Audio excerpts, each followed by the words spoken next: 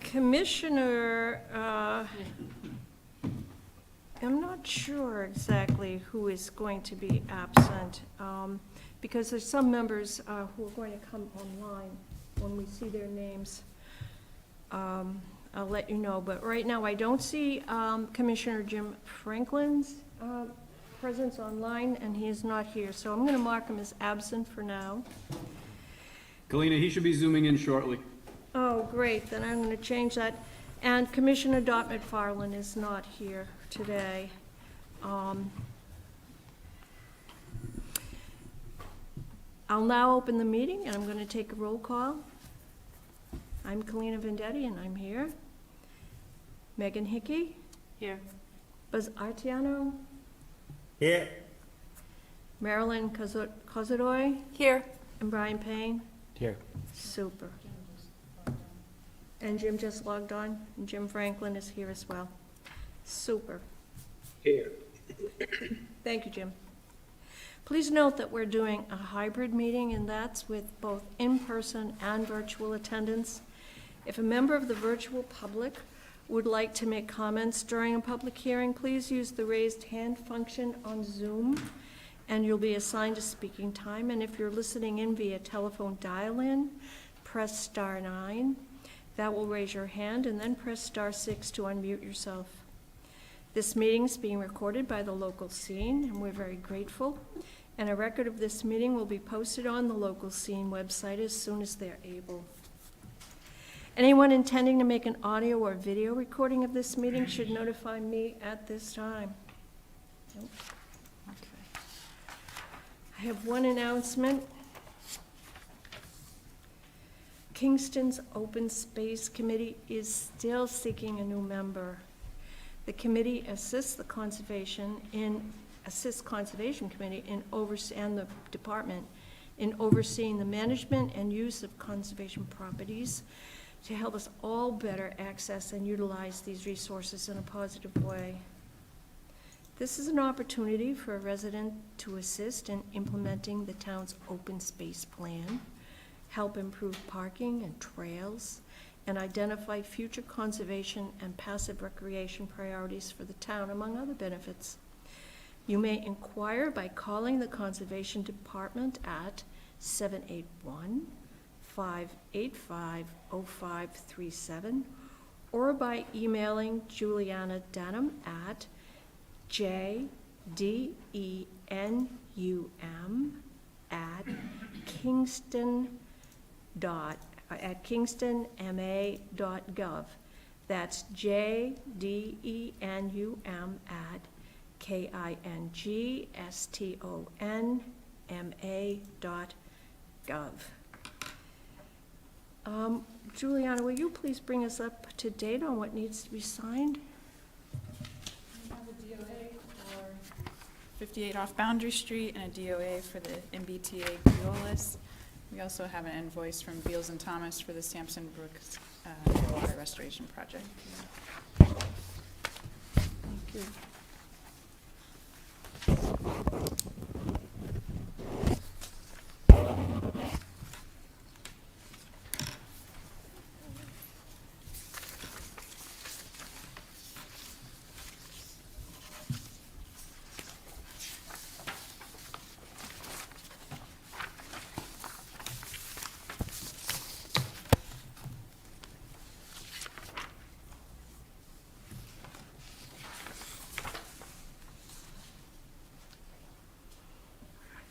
Okay, we ready to move on to an action item?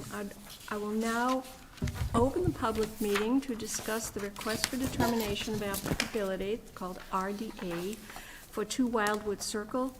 The applicant has requested a continuance to the June 2025 meeting. Do you have any comments on this, Julia? I don't. Do you, Matt? No, this is just, they filed an NOI for the same project, so they requested a continuance on the RDA until their NOI is decided on. Is there a representative or applicant who would like to have a comment? No. Any comments from the commission? All right.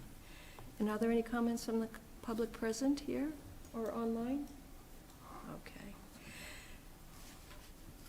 Do I hear a motion to continue this matter to June 25th, 2025?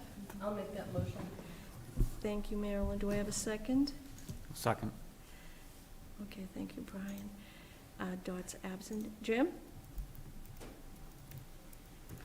Megan? Yes.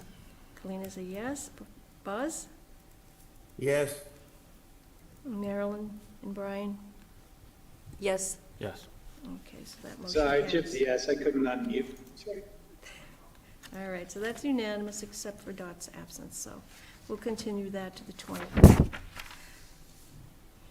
I'll now open a public meeting to discuss the request for determination of applicability, that's called RDA, for 88 Ring Road for the installation of a deck, revisions to the driveway, and relocation of a native planting area within the buffer zone of a bordering vegetated wetland. Matt, do you have any comments? We should have Brad Holmes there. Why don't we have him give a presentation first? You want to make your presentation, Mr. Holmes? Sure, good evening, members of the commission. We filed an RDA. Can you put your mic on, please? Mike. Oh, there it is. Thanks. We filed an RDA for some minor activities at 88 Ring Road. The commission issued an order of conditions for a single-family home improvement project and wetland and buffer restoration, which we're working under now. But there's some minor activities that we're including on site that we've included in this RDA that we were able to coordinate with Matt prior to our submittal of the RDA. That way it doesn't cloud up the existing order. So what we're proposing is there's some modification to the proposed gravel driveway. We're looking to just increase the size of the gravel driveway as you come in off of Ring Road and then move it around the side of the garage.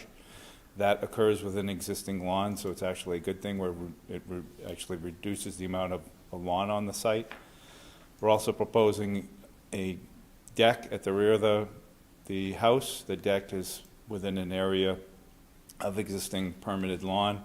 It has the 3/4 inch spacing, so it is not considered impervious. And one other aspect is that as part of the extension of the gravel on the side of the garage, there was an area of native plantings that were supposed to be placed there. So we're going to move those native plantings further down towards the buffer zone within an area of yard. So overall, the activities reduce the amount of lawn with new gravel and decking, and the mitigation plantings stay as proposed. Everything's within the buffer zone, all within the appropriate setbacks. Doesn't increase any of the impervious nature of the site. And with that, I'll bring it back to you. All right, have you got anything to say, Matt? Any comments, Matt? Yeah, sorry, I think your mic's off. So yeah, this was a previous enforcement issue from 2021. For those who weren't around for that, there was clearing of trees, extension of the yard, leveling of ground, storage of fill, really kind of filled a wetland area. So restoration of the area was mandated. The site has established well. At this point, I think their orders of conditions, they're at the monitoring phase for the restoration areas. The work that led to the enforcement was carried out by an individual no longer associated with the property. At this point, the landowner has complied with all commission requirements at this point. The deck, we confirmed, was already constructed pervious with the 3/8 spacing. We confirmed that on the site visit May 21st.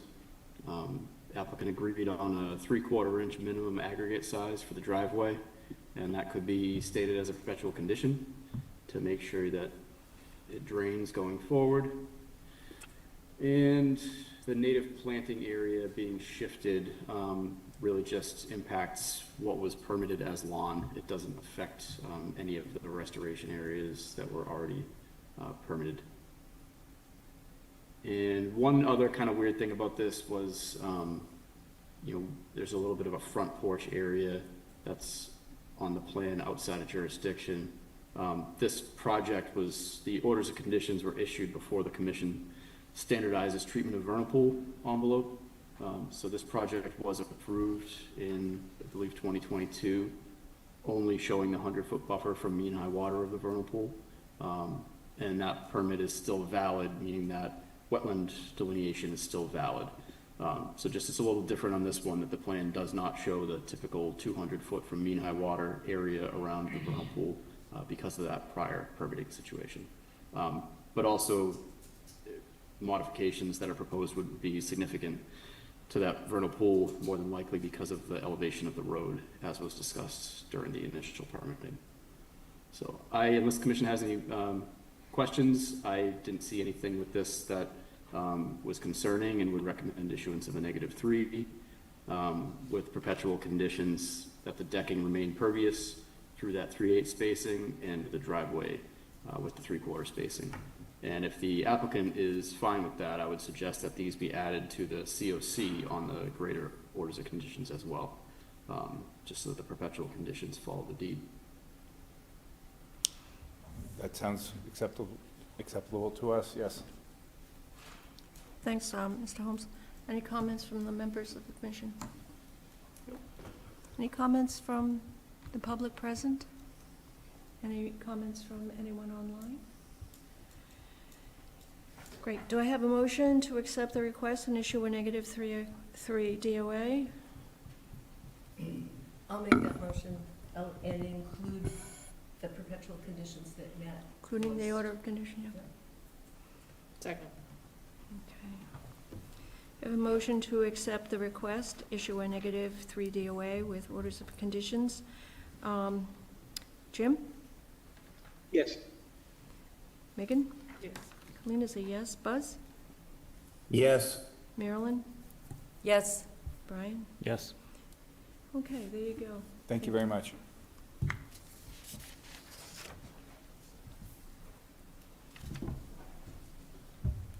I'll now open a public meeting to discuss the request for certification of compliance for 23 Spruce Street. Is there a representative? Matt, do you have any comments? After the last meeting, I reached out to them and let them know what the commission said at the last meeting, that if there was no movement by this meeting, that they would likely deny the request, and then the applicant would just refile whenever they're ready. All right, thanks. Any comments from the commission on this? So I mean, nothing, sorry, nothing's been done then? No action's been taken?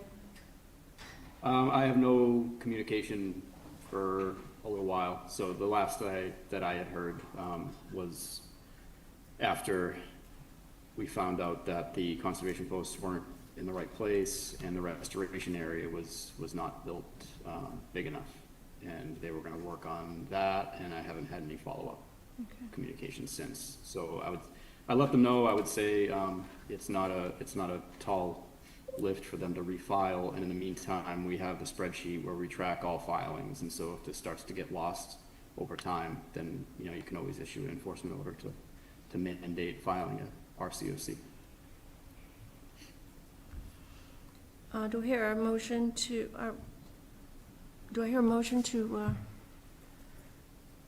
From the commission to deny this request? I'll make that motion. Do I have a second? Second. Jim? Yes. Megan? Yes. Colina's a yes. Buzz? Yes. Marilyn? Yes. And Brian? Yes. Okay, this request has been denied.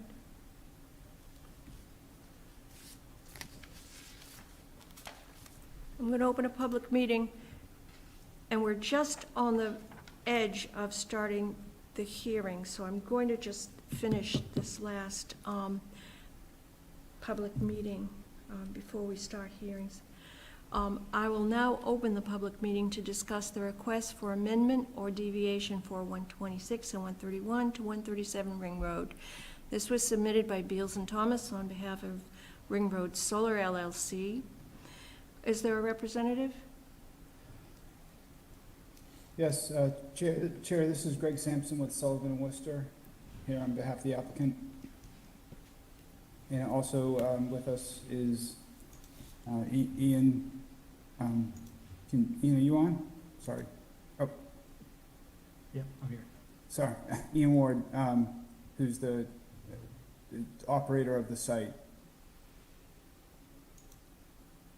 So I could be happy to present the last bit of correspondence we provided to the commission about what the proposal is, if that would be acceptable. That'd be great, thank you. Yeah, thank you. So we understand that Beals and Thomas was before the commission previously with a proposal to add the fence. We sent a letter in supplementing that filing. As you likely know, that the fence has been requested by the building officials in the town of Kingston and the town of Plimpton to fully enclose the solar arrays in the bogs on which they're located. So we had tried to work through a few different proposals with the town. This was the one that they accepted as being the proposals that achieved the code requirements, and we're willing to do the work. So we looked at this from the perspective of, how it would be consistent with the agricultural operations, and I think you're aware that these are active bogs. They are farmed annually, and there's a number of other activities that occur there. So we worked with Ian to develop a proposal that would be fencing that's consistent with normal agricultural practices, and that's what we ended up proposing. It is the fencing that's used on bogs to keep deer out when deer become a problem and start to consume the cranberries. We have a number of places where the fence will be lifted 6 inches off the ground so that smaller animals can pass, but it'll be high enough to prevent the larger animals like deers from getting into the bog. And we were mindful of some of the concerns that the commission may have. We are limiting the location of the fences fully within the cleared area. It's almost all on bog roads or on the outer edge of the farmed area. So we're not anticipating any tree clearing or really any significant disturbance. We'll be accessing, all of the work will be done from the existing agricultural areas. We're happy to work with the commission with respect to materials on the fence. I understand there may have been a concern about pressure treated, so we're happy to address that if that's a concern. But we think this is consistent with agricultural practices, and obviously happy to have Ian present any comments about how this is consistent with what they do on other bogs. Where is the plan located in the OneDrive, Matt?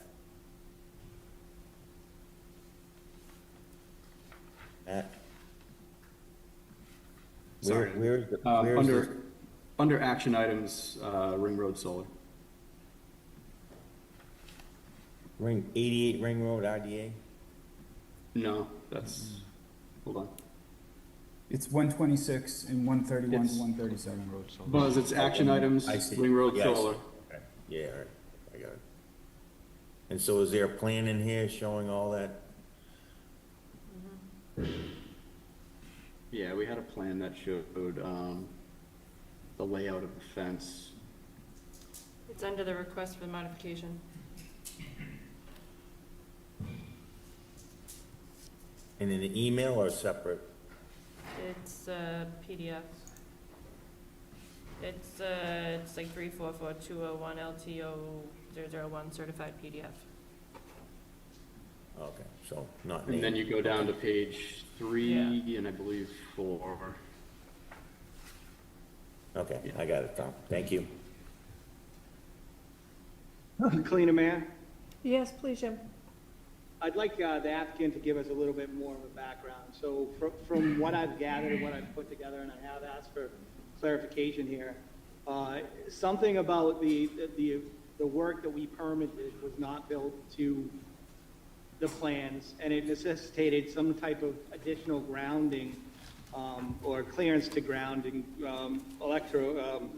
conductors because somebody could accidentally come close enough that they could get zapped by this. So it sounds like, from what I heard, and I've not seen any of the code references that I asked for, that this was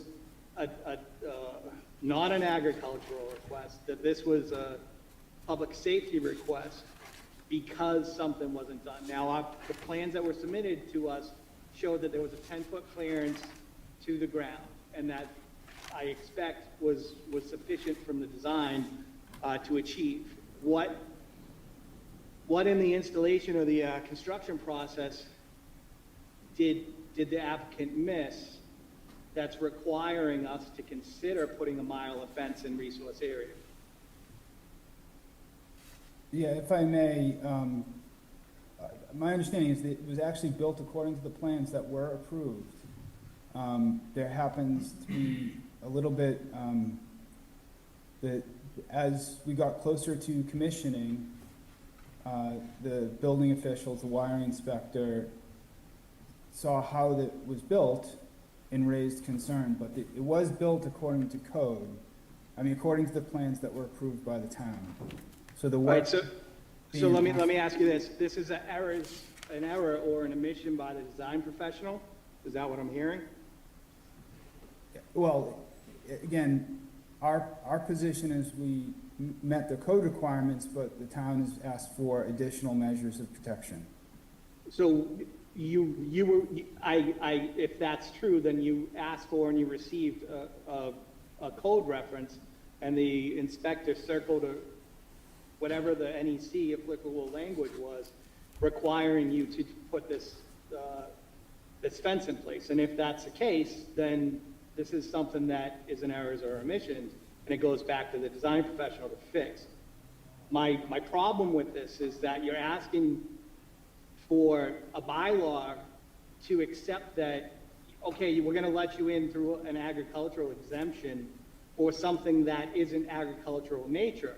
If there's a problem with this system that was installed, the language that you guys, that your client gave us, basically said, look, if this prohibits the farming at all, this system gets removed. That's basically the language, right? So if the spacing isn't sufficient to keep the cranberries alive, the solar array is supposed to be removed. That was how it was walked through when we did this filing 3 years ago, whatever it was.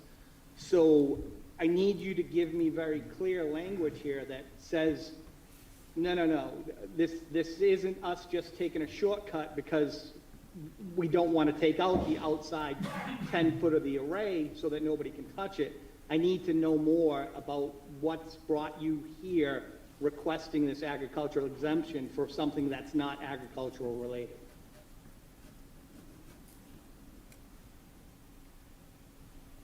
Mr. Sampson? Yeah, so I will say, I think the fact that it is being proposed for the solar does not necessarily mean it's not agriculturally related. And I understand. By definition, I would say that you're wrong. I appreciate that. I'm just, our position is that, if the normal improvement of agricultural land includes fencing, this can qualify because the primary use of the property still remains agricultural. And I appreciate you may not agree. That has been our position. And again, we're trying to, it's an active farm. There are measures of protection that, as we spoke with the code officials in the town, that the farmer and the operator of the felt were good solutions to propose as well, to make sure that there's. Hold on, we're crossing lines. Let's keep it very clear because I don't want people to get confused. You are talking about two different processes.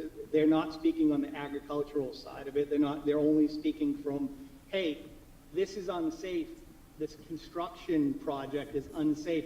We're not signing off on it until you fix this. How are you going to fix this, right? So that's basically what we're discussing here. I don't believe that you're trying to get us to accept the fact that cranberry bogs have to have fences around them, because we can drive anywhere throughout town and I can show you probably every other bog in town does not have fencing around it because it's not an issue. Cranberries, there's lots of things for deer to eat around here, and they're not just sitting there, you know, I'll drive by this lot 30 times next year. I'll not see one deer in there just eating cranberries. Will they eat some? Sure, at some point, but they're not, you don't see 50 deer just grazing in there, or else every other cranberry bog would also have fencing there. So from that perspective, you're asking us to consider an agricultural exemption for something that you're saying is normal and customary, and I'm saying it's not normal, it's not customary, and this is only being brought about because somebody had some type of deficient condition safety-wise on the electrical code side of it, and this is your outside of the box contemplation of how you can get around taking out the array. When you take out part of the array and create the clearances that you guys should be required to have, that's somebody else's box, it's still, if it's a risk as it exists now, the fencing on the other side of the bog road doesn't eliminate that risk, and that should never have been something that was contemplated. Bog workers who come in there are not qualified electricians who know not to touch something. We're not making this any safer with a fence on the outside of the property. It's just keeping the random kid that might accidentally walk onto the property from accidentally dying if there's some kind of unsafe electrical conditions. So again, I'm going to ask you, are you trying to tell me that all the cranberry bogs just don't have fences because everybody else in this world is stupid? Or where are we going with this? What are you asking for me to believe in? If I may, so Ian Ward, cranberry grower, the code on the site visits, the code enforcement officers and the fire department were there, and as the farmer, we are trained. We're being trained on the operation consistent with the power being in place. The fence was really not for the farmers and people working by. It was for a hunter that was coming through tracking a deer, or a kid that was ice skating on the pond that could come in. It was for the general public. They made that very clear.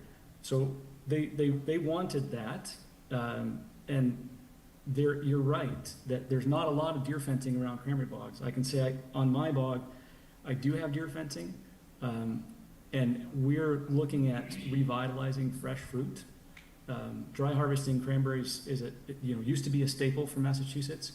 It's gone out of popularity with the advent of water picking.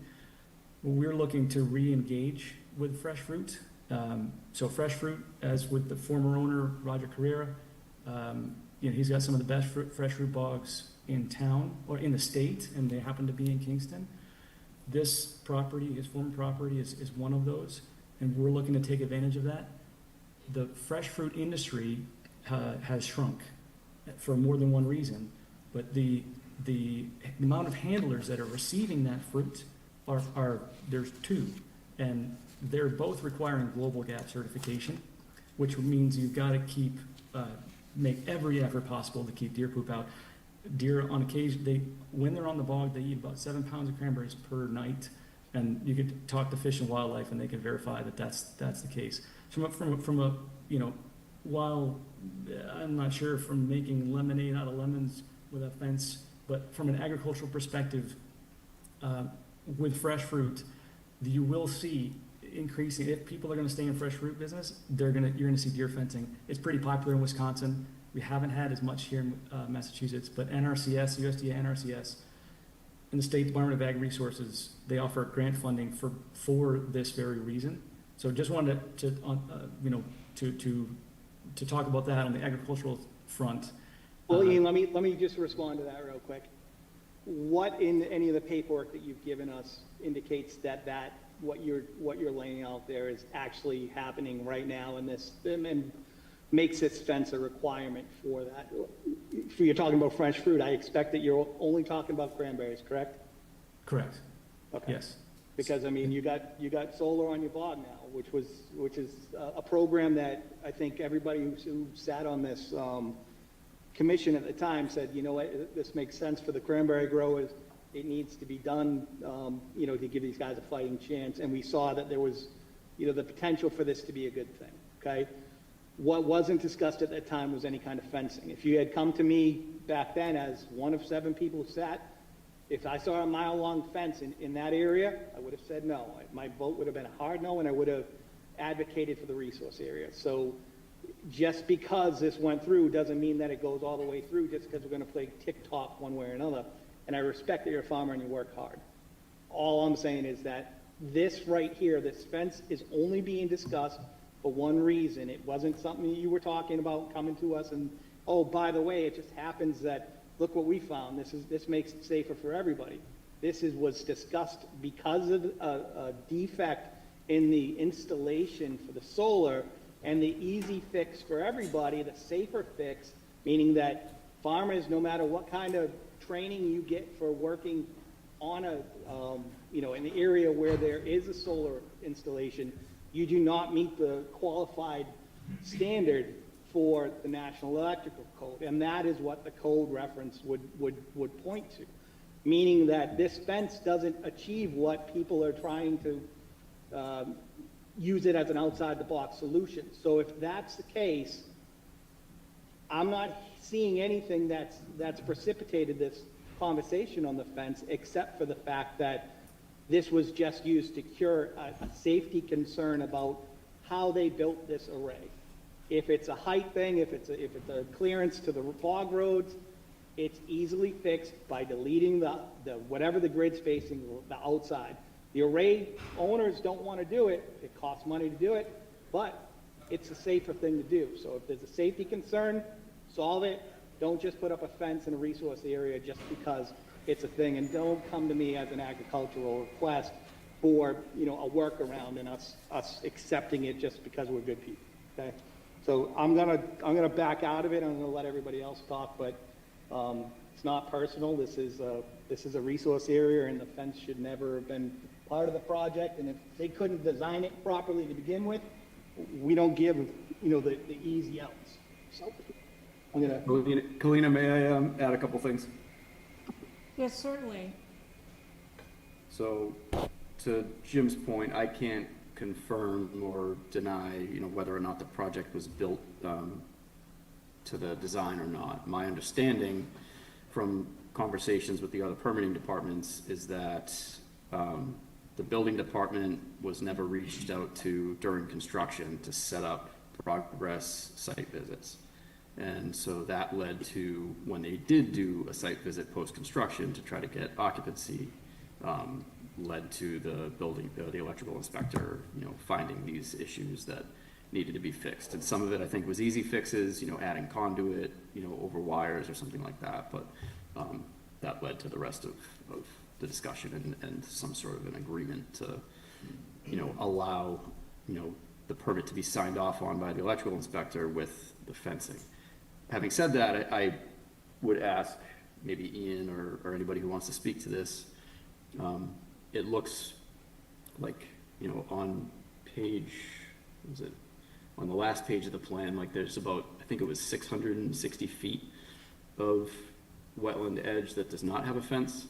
So it's not like the entire bog is fenced in. And I think that was brought up during planning board approval, where the planning board, for safety reasons, wanted to see the entire bog be fenced in.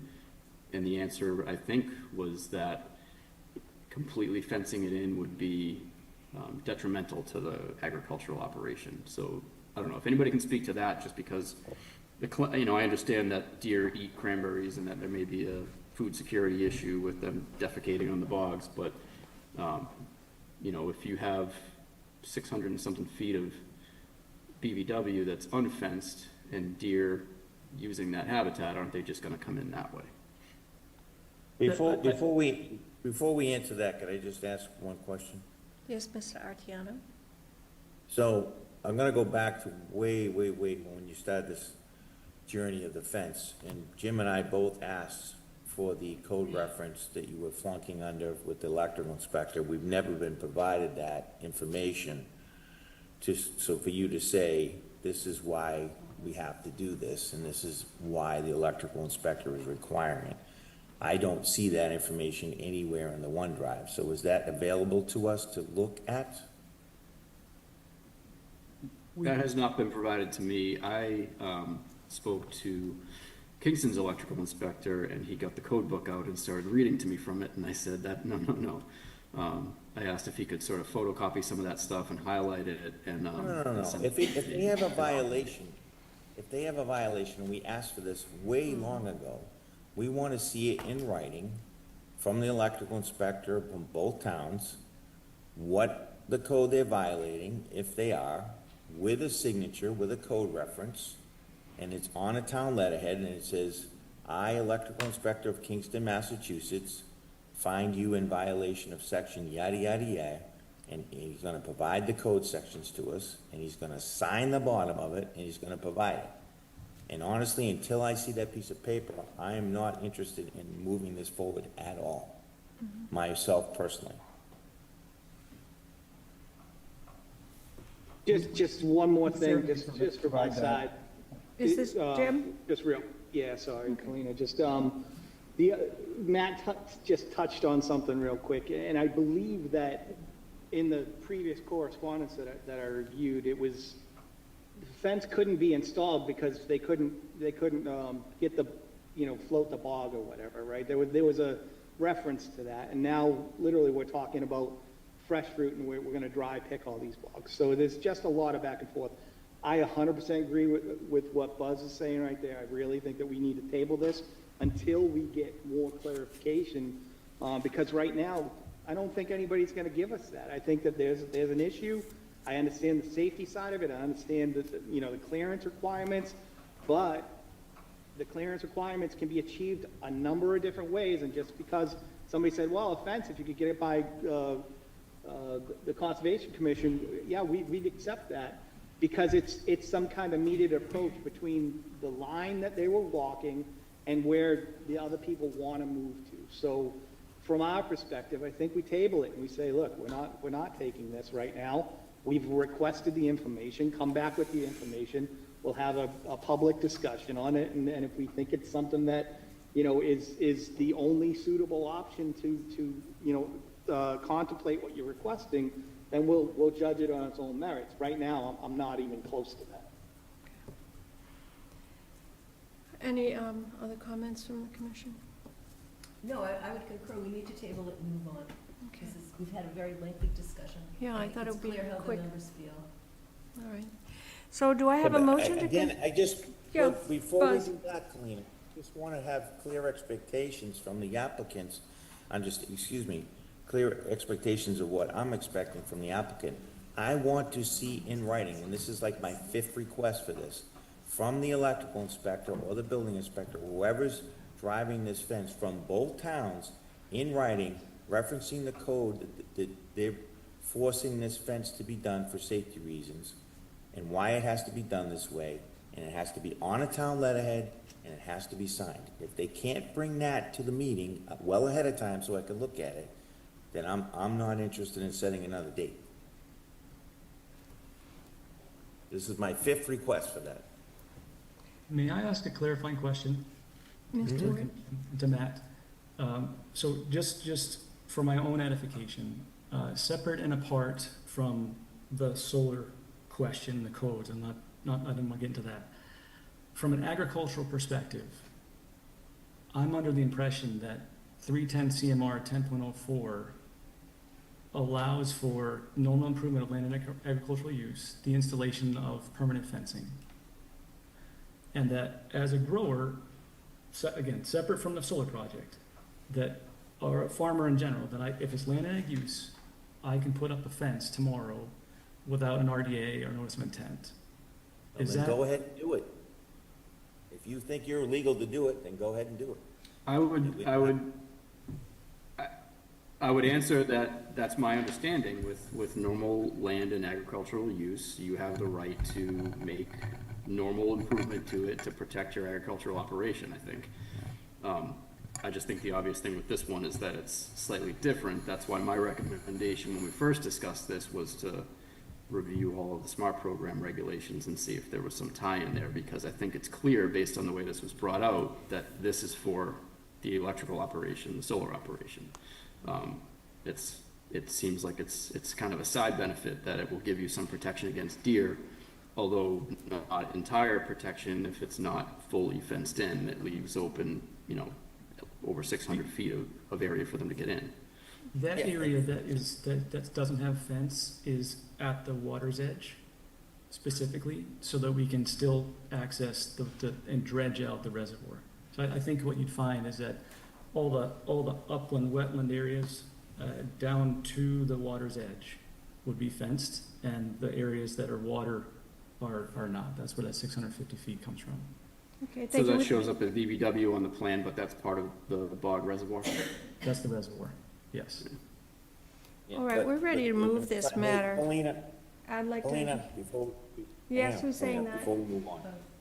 Yeah, Buzz? before we move on. So Ian, if you feel like you have an agricultural exemption to move forward, then I think you should make sure that it's true, and you should go ahead and do it and withdraw this application.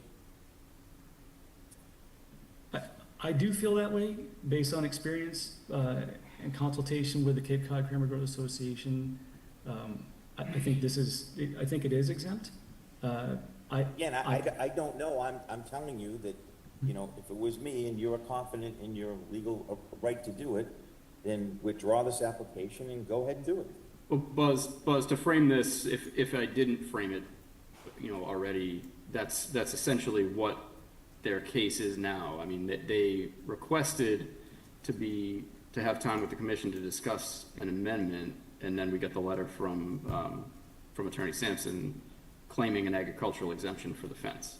So when I checked with town council, he said, yeah, absolutely, you can still have the meeting and discuss this with them. I didn't get I'm not in the a ton of business. guidance beyond that, but, Yeah, I'm not in the essentially. business of- yeah. I'm not in that business, I'm in the Conservation Commission purview. If he has an agricultural exemption, he should proceed without our permission. He doesn't need our blessing for that. That's the whole point of having an agricultural exemption. I don't disagree with Buzz. What I will say is that just because you move forward doesn't mean it's over. You guys brought something to us. We saw a certain action. If this is something that we feel we bring enforcement, then we bring enforcement, and you can deal with it through that method. But it was very clear this fence is only prepared or offered as a afterthought because there was a safety issue with the installation.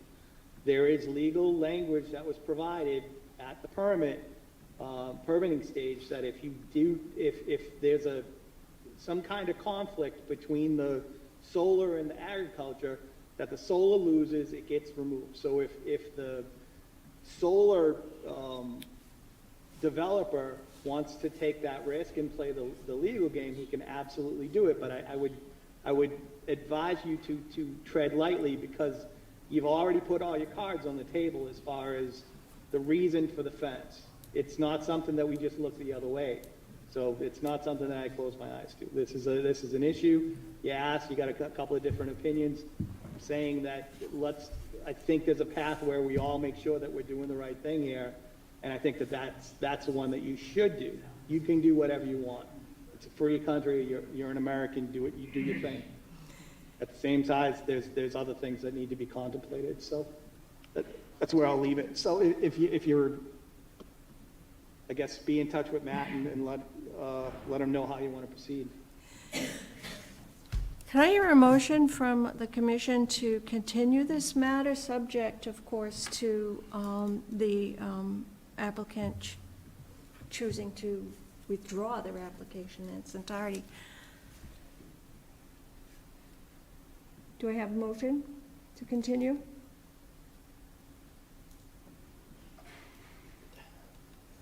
I'll make the motion. Is that Buzz? Yep. I'll second it. I'll have a second. Jim?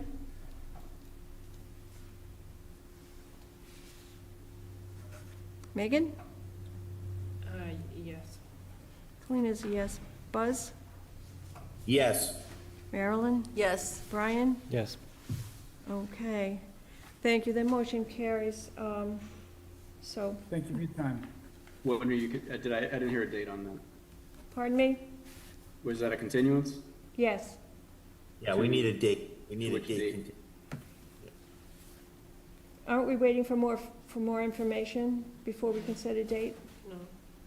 Oh, let's just set a date and then they can always, extend it. So let's set a date for the next hearing, whatever that is. How much time would you need, Mr. Sampson? June 25th. The next hearing will be fine. Okay. June 11th. I'm going to continue this matter until June 11th. We look forward to hearing from you before then. Thank you very much. Appreciate the Thank you commission's very time. much. So we're going to move on to public hearings. Section A of public hearings is 20 Marion Drive. This is also known as 1 Royson Drive. This is a request for amendment for the proposed installation of a sediment forebay and rain garden within the 200-foot riverfront area of Spout Brook. I'm reopening this, and do you have any comments, Matt? This will be a continuance. The peer review report is not ready yet. I did check in with them last week, and we should have that soon. I did want to, so I did let the applicant know that this was not going to be discussed tonight, but I do have one thing just to inform the commission of, and you can, if you'd like, give me some guidance on how to bring this up with the applicant. So when I reached out about the peer review report, they brought up that apparently their initial proposal pointed out that they have no calculations on the sizing of the rain garden, or what I believe the surface area that the sizing is based on. So they said with what they're doing right now, they can comment on everything the commission asked them to comment on, but they can't comment on the sizing of the feature and whether it's appropriately sized or not. So they said there would be additional cost. I asked them how much, and they said the additional cost to be between $800 and $1,000, but they would also need the applicant to provide those calculations that were used. So I have not brought that up yet with the applicant. I don't know if the commission just wants to go with what they've already done and discuss it at that point, or if you'd rather me approach that with the applicant now and see if we can fast track that part of it and have that prepared as part of the initial report. How does the commission feel about that? I would like to see that included. Otherwise, I would consider it as lack of information.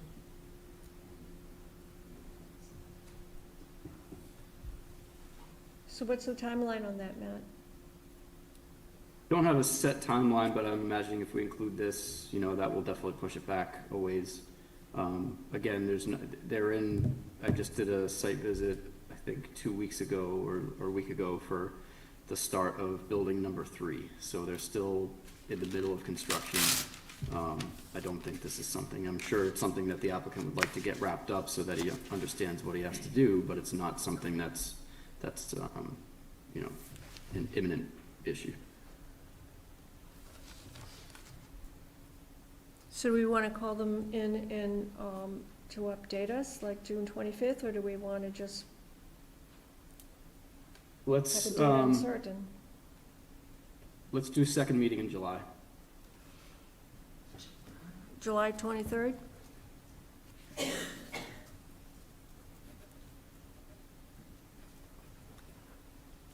Yes. Do I hear a motion to continue this matter to July 23rd? I had a question before we make a motion. Mhm. Matt, was there any other concerns about an alternative analysis being provided? The alternatives analysis was provided and sent to the peer reviewer before they got started, yeah. I think that was maybe a couple months ago. Okay. Do I hear a motion? I'll make that I'll motion. make that motion. Okay, I have a motion from Marilyn to continue this matter to July 23rd.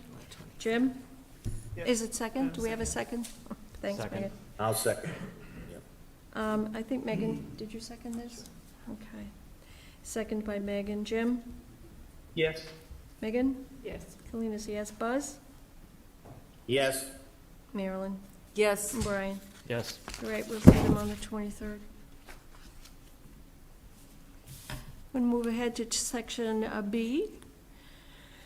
I reopen a hearing for the notice of intent for retroactive construction of a large play structure within the buffer zone of a bordering vegetated wetland and the outer 200-foot riverfront area to a stream. Is the representative here? Yeah, oh, hi, Yes. Mr. Holmes. Let's hear from you. Good evening, members of the commission. Brad Holmes on behalf of Dan Cleggett for 2 Wildwood Circle. This is a continuation. This is a new notice of intent, but it's a continuation of a discussion with the commission. There was a play set that was constructed within an area of an above-ground pool and small play set. It's a very nice play set now.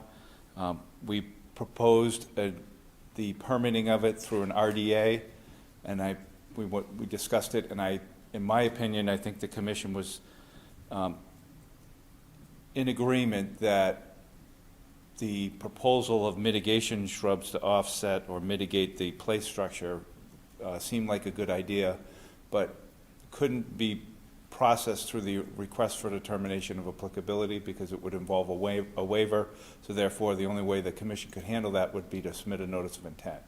So we're back in front of the commission with a notice of intent application to permit this play structure by offsetting the potential impacts with mitigation shrubs within an area of the buffer zone that's somewhat sparse and could handle this and make an ecological improvement. We looked at the possibility of trying to space out the planking so that we would be at least 3/8 of an inch. And it sounds easy, but the way the play set and railings and configuration is put together, it would not be possible without really a whole lot of work, and the mitigation shrubs, wouldn't be done at that point. So I think that by proposing this, hopefully it works for the commission, works for the applicant, and we can process it through the notice. So that's what we're here is for. there what plan set am I looking at on the OneDrive, please? Did you hear that? The plan set he asked on the OneDrive, I'm not sure if, I'm not, I believe it's the 5-5. So the address again is, No, that's 2 Wildwood Circle. yeah, so it says tentative, and now I'm inside here, so where's the plan that he's describing, this swing set, that play set? The planting plan is on page 4 of the additional information. It's the April 29th, 2025 additional information. And let me get you to the, and there's the plan set, it's 5/5/25. That does not have the proposed mitigation plantings. That simply shows the aerial imagery with the wetlands. To clarify on this one, they did submit this without full survey grade plans. I said they were welcome to do that and see if the commission thought that was sufficient. It is ultimately up to the commission whether it's actually required or not for NOI filings. Typically, I would say they are very important and should be required.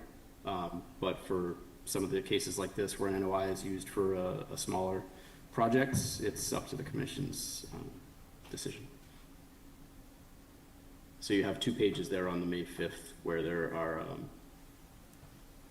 just kind of different views of the existing conditions. But what am I see like an octagon, looks like a pool? Yes, that's a previous condition. Yeah, The- and then, so the play set is closer to the buffer, it looks like a little fence in the picture? it's. Sorry, Buzz, I didn't give a big background on this just because I thought everybody was familiar from the RDA filing, but this was an enforcement issue from just a lack of filing standpoint. Yeah, I remember, They did disassemble what was an unpermitted above-ground pool, deck structure put up by the previous homeowner and built it mostly in place of that. The fence line has not changed. The fence line that you see sort of at the edge of the cleared area there has not moved. It's just all of that open area has been converted to decking and wood chips and swing set, things like that. And what was supposed to be there? In terms of, from a permitting standpoint, what was legally permitted to be there? Yeah, I believe lawn up to that fence line, and I believe, and there may have been some unpermitted clearing, but we're going back, I think, 2012. all right, so can I share my screen, Kalina? Sure. All right.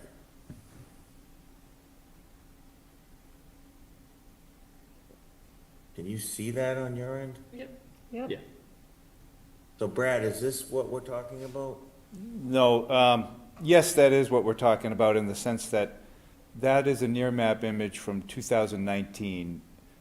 That showed the pool and the little decking around it and the play set prior to the new play set that's been constructed over that area. The purpose of that image Where's was to that show image? that would be at the back, the last page of this notice of intent, all the way to the end. That's the last page I have on. Buzz, if you go to the May 5th document, there's 2 pages. One of them shows the previous condition for the pool, and, yeah, the Wildwood plan set, right above where your check mark is. There you go. The first page is gonna show the previous condition with, I'm sorry, maybe, yeah, the first page, or on page 2, shows, Okay, so this the is what it previous used to condition be with the like. pool. Correct. And then it showed what it is now, yeah. All right, so let me zoom in on this. So now this is all built, Correct. Yes. right? And so this all happened as all unpermitted work? Yes. Yes. Yeah, we reviewed pictures of it during the RDA process. I think I can pull them up if you want to see it again. But essentially, as he described it, it's a play structure for kids. So it's it has like walkways connecting different sections, and it was just sort of the fact that it was built not pervious that was problematic. There had been a lot of previous work done there, increasing impervious surface on the property under previous ownership. Yeah, okay, but I'm trying to understand how we went from tear out the pool and clean it up, and I believe we issued an order of conditions to fix this? The pool was under previous ownership. The pool was an unpermitted addition to, there was an NOI filed years and years, probably a couple decades ago, I think, to develop the property. And then I believe it was around 2012, the previous owner put in an above-ground pool without a permit. And the commission nobody ever caught on to it. And the current owner in building, a structure that, ultimately sticks up bigger than that was noticed and enforced. Yeah, the Right, current so- owner bought the property as it was with that pool. He wasn't aware that wasn't permitted. He built that playset structure now that you see in that image over that area. He wasn't aware of permitting needs. So yes, he needed to file, and the enforcement order was applicable. Because it was somewhat more minor in nature, we went with the RDA. But because as the commission, we discussed at the last meeting, the mitigation with a waiver wouldn't be possible for the RDA, so the only way we could do that is the notice. So that's why we're here, to try to rectify the situation.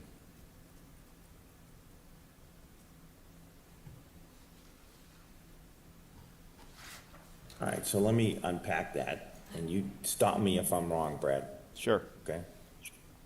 So, and I've been wrong plenty, so just stop me if I'm saying this wrong. So the current owner bought the property that had the octagon pool in place, Correct. correct? Yes. We did an enforcement order and he tore it out. No. Because the enforcement order was issued, essentially the new homeowner did not think he would need permitting to dismantle the above-ground pool and build what was built here. Oh, okay. So the enforcement order was issued to this property owner for retroactive permitting for a structure built in jurisdiction. Okay. And and tell me what these lines are, Brad. What's the purple Sure, line? that's the 100-foot riverfront, I'll say, to an intermittent stream. So you got the bordering vegetated wetland further down, that's the 50-foot buffer in green, the 100-foot riverfront, and then you got the 100-foot buffer there to the BVW, and then the 200-foot to the intermittent stream. And the, Okay. So this is the 100 here, that's the 200 to the stream. yes, This is 100 foot to the BVW, and this is 50 feet to the BVW. correct. So the issue is he's inside the riverfront protection area. Under your bylaw. Yeah, and then so he doesn't have any structures inside the 50-foot BVW, Correct. right? He But does not, isn't and there- even the 100-foot, the outer 100-foot riverfront area, was pre-existing disturbed area. So the Right. bigger issue with this was the impervious surface coverage. Okay, so from here to here is our 100 to 50, and that's in our jurisdiction under that bylaw, and then from here to here is under restriction under the Riverfront Protection Act. Well, no. Yes? No river, there's no perennial stream, it's an intermittent stream, but it's covered under the Kingston bylaw with a intermittent Thank you. riverfront. So now we've got a new structure built with no permits, and you're saying the decking and everything that there is too tight together and it can't be spaced. Correct. It would be, Right. because of the railing and the configuration, you wouldn't be able to Yeah. just take it off and reset it. So, Right. but there is So an you're gonna but there is an So what's- opportunity to improve the 50-foot buffer zone significantly as mitigation. Okay, so, all right, so take me there now. Where is that improvement? All right, so what, right beyond the place where the 50-foot buffer is, there's an area that's open. We're proposing native shrubs in there, 12 native shrubs, to offset the potential impacts associated with the playset that isn't pervious because of the tight spacing of the planking. And that goes back to that page 4 of the notice of intent with the shrubs spaced out over that 2019 image. So this is a better image, so you're gonna put some shrubs in here. Yes, correct. Right. So that was that first image I was looking at, showing the hand-drawn, the little shrubs in there, right? Correct. So that's this image right here. That's correct. And Buzz, that did overlay with, remember I took a picture from the site visit that showed a pretty bare area that we discussed. Right. Yeah, When we yeah. had the enforcement meeting. Okay. And so, from a structural standpoint, Matt, do we have the ability to do this? How do you mean? From a bylaw perspective, do we have the ability to grant this? Yes, I believe so. I believe the only issue needing a waiver was the impervious surface, so it's up to the commission as to whether they feel that the mitigation that was shown is sufficient to outweigh the increase in impervious surface.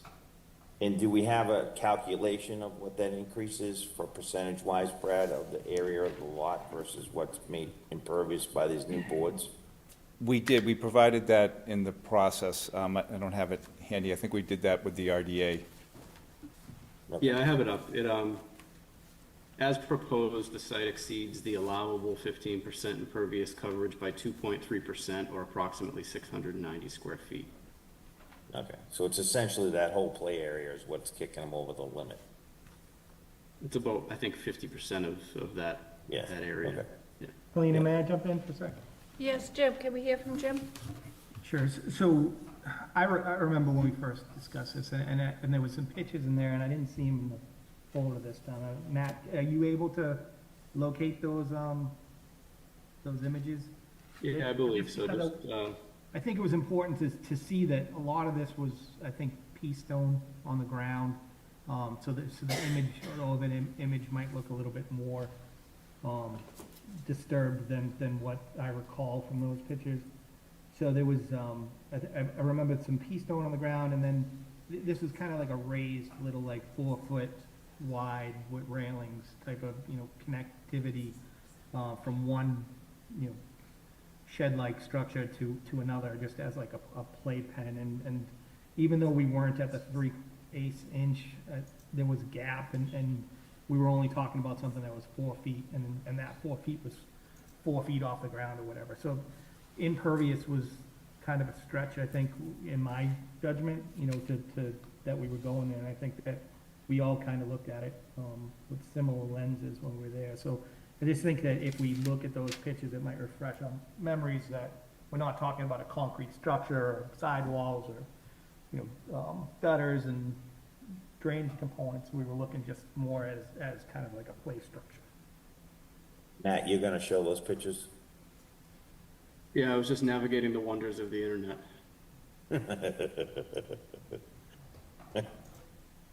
Amen. OneDrive is not fantastic sometimes.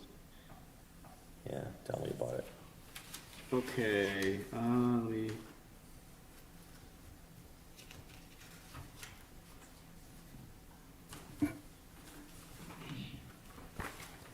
Oh, yeah, there are notice, in the notice of intent itself, there are photos. Can you see that now? Yeah, yeah, I can, Okay. yeah, okay. All right, I see what Jim, I see what Off to Jim the said. right is the slope that we mentioned before that has nothing, has no vegetation on it. And then you see Yeah. the new places on the left.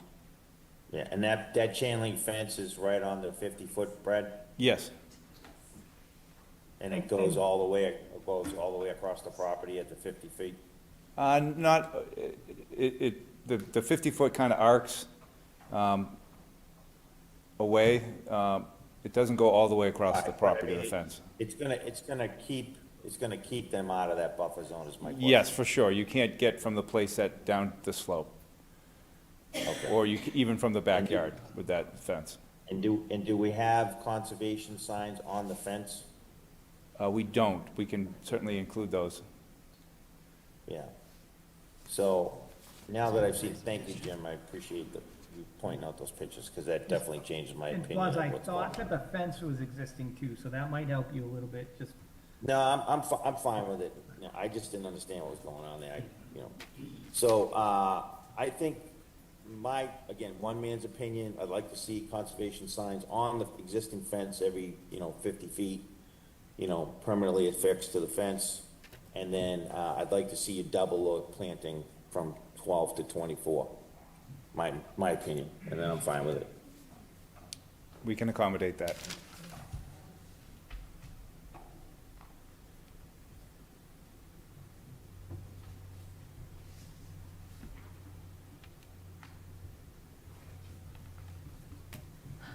Anything else from the commission?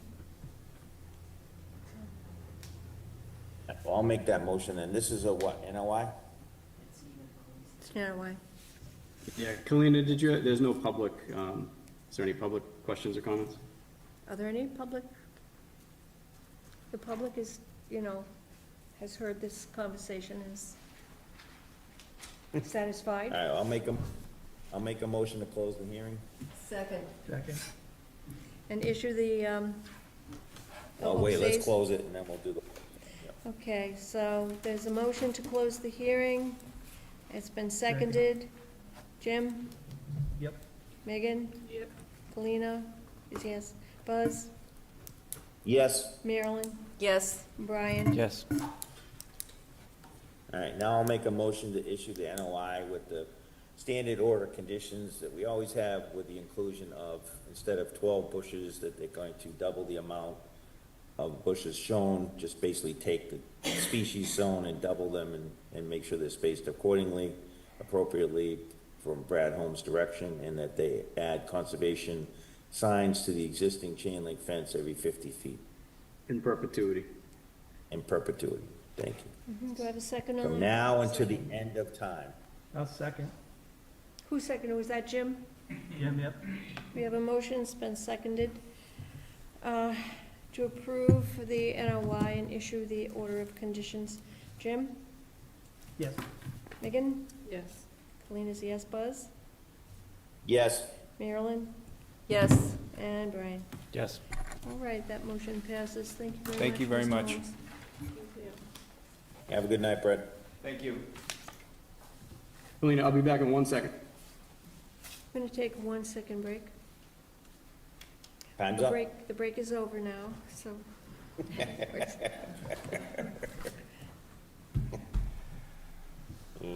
Jim, where you calling in from tonight? Indiana, Muncie, Indiana. Nice. I don't know about that.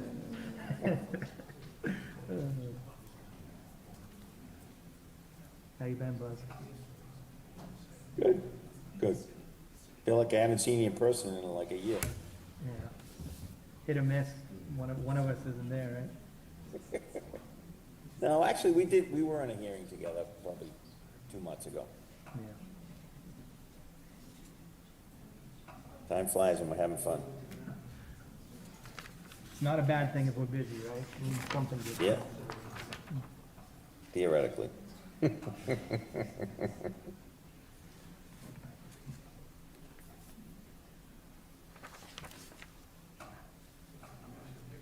Sorry about that. But he's back. Matt, are you back? I am back. Apologies for the delay. All right, I'm going to open a hearing for the proposed updates to the Kingston Wetland Protection Regulations, abbreviated KWPR. Do you have any comments, Matt? Yeah, did everybody have a chance to look at the red line? Yep. So this was, basically, this came up in review of the shooting range that was proposed behind the transfer station. I went out to review, found a vernal pool out there, informed, police department about the 200-foot setback there and just the need for filing and that it's typically a no-touch zone. And, they kind of went in and pointed out that, while KWPR regulations, do clearly protect the area 200 feet from vernal pools, the language in the work subject to jurisdiction did not. So it created this weird loophole where somebody could claim that while there was a 200-foot jurisdictional area, there's no work that actually triggers that jurisdiction. So there was still language that needed to be cleaned up. I think what we did there works, and ran it through council. Council said everything looked fine. So it just sort of changes, where it defines, not defines, but where it discusses areas subject to protection in section 2.01.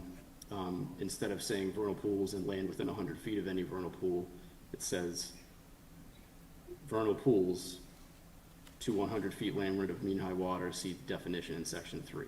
So that way we don't have anything confusing in there.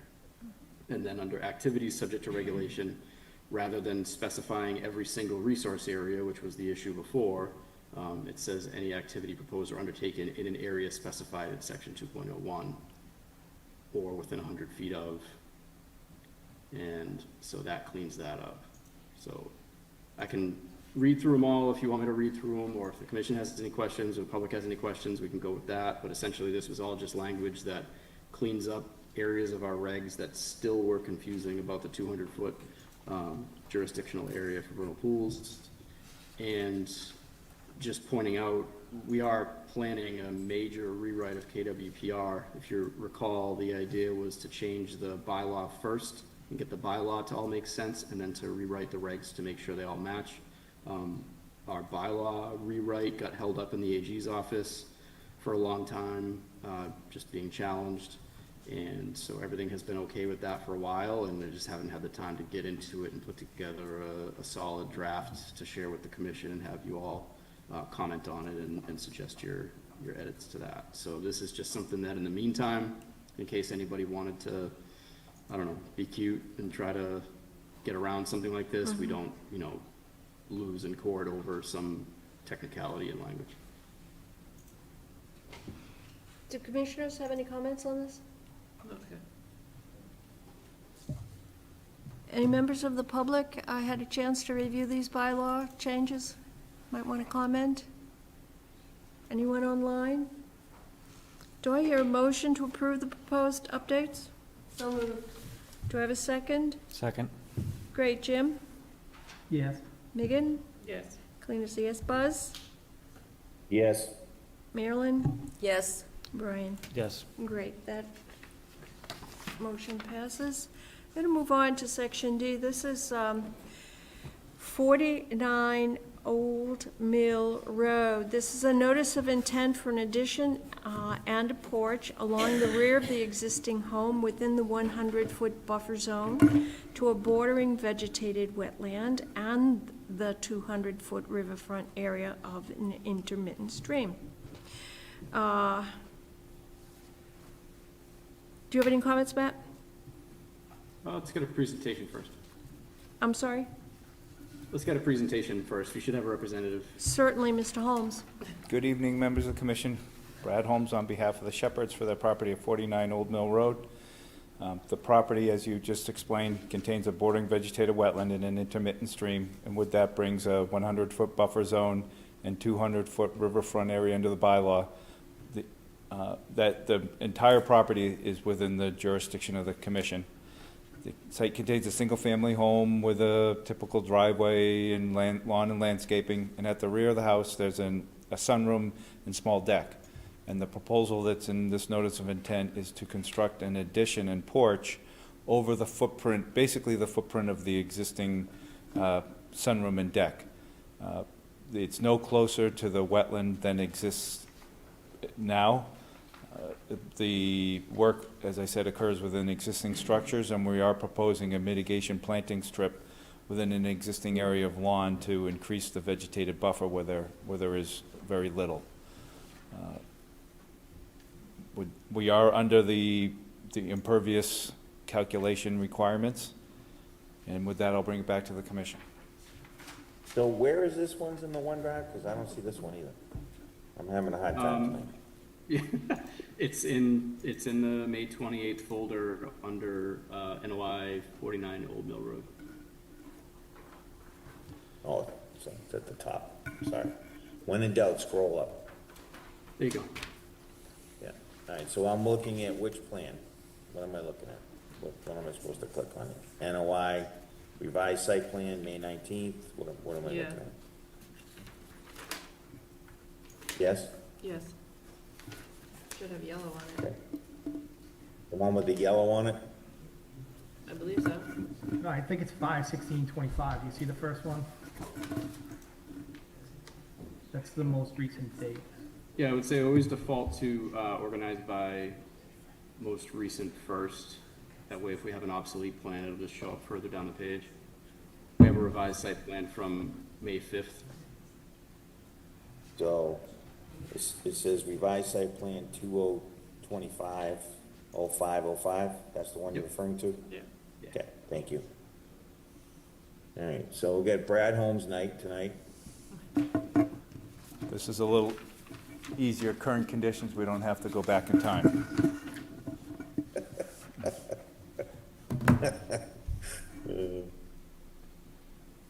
All right, I'm looking at it. Is someone gonna put it up on the screen? You want me to? If you could, I'm using the OneDrive for my staff report, which is Yeah. frustrating. I understand. All right, here we go. So is this the right picture, Brad? Yes, correct. so. So you see, let me the just- outline in red is what's proposed, for the proposed addition, and it's proposed porch just off the edge, new stairway coming down. And the gray shading underneath, which is a little harder to see, is the existing sunroom and deck that's off the back. The Right, existing. so the new porch is actually a little bigger than the existing footprint, Yes. right? Okay. All right, go ahead.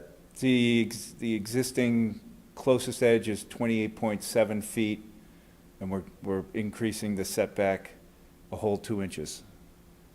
So 28.9 instead. But, as I said, it's generally within the existing structure, it's all lawn. The whole house is within the restricted setback, so that's the proposal for the mitigation area.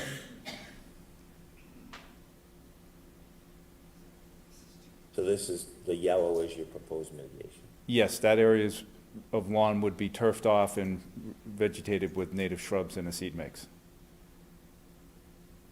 Okay, and this addition is an addition with a roof on it and rooms inside of it?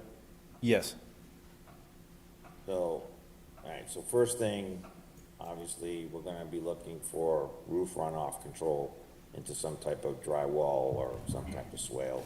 I should have noted that. There is a proposed roof infiltration system is over to the Okay, left. thank you. Yeah, right, yeah. All right, and we're gonna pipe, what are we gonna pipe in though? Are we gonna just do the addition, we're doing the house, what are we sending over here? I'm not sure if it's been sized for the whole house, and I'm not, No, I'm not saying the Yeah. whole house, but are you Right. picking up, like, you're gonna pick up this, I think we need to I'll need to understand that. And then, my final comment would be, make sure that this decking is spaced, properly, so we don't have to count this area. agreed. Because this looks like it's a slightly bigger, I get what you're doing, but I'm saying this is slightly bigger, right, so. And then what are we doing for a foundation for this? On sonotubes. So the addition's on sonotubes? I believe so. I'm going to check. I thought that's what we put in there, Okay. because the existing structures So- are like that. Oh, they are, Yeah. okay, yeah. So I guess I need more detail on how we're supporting the structure. For me, again, I'm speaking as myself, I need more details of how the structure's being supported, including the deck. I'm okay with helical piles if you wanna go that way. I apologize. We proposed a frost wall type foundation. Okay, so under the addition is frost wall, and then the deck is on something else? Yes. Yeah, okay, so we need to see those details, and then I need to see which roof, what's going here into this, roof infiltration system. And then, that's it for my comments, thank you. Thank you, Buzz. Anyone else? Kalina? Yes, is that Jim? Yeah? Okay. All right, so I think, I see where you're going with the proposed roof infiltration system. Because of the proximity of how close you are to the resource area there, would you say intermittent stream that we're at? Yes, it's an intermittent stream. Okay. I would like you to see, I would like to see how much of that gutter area you can actually, get into that infiltration system. The fact that you're pushing it up to the front, even if there's an overflow, built into it, at least it's starting its journey to the wetlands further away, if you will. So I'd like to see if you could pick up those, as much of the front area as you can, into that, infiltration system. That would be my comment.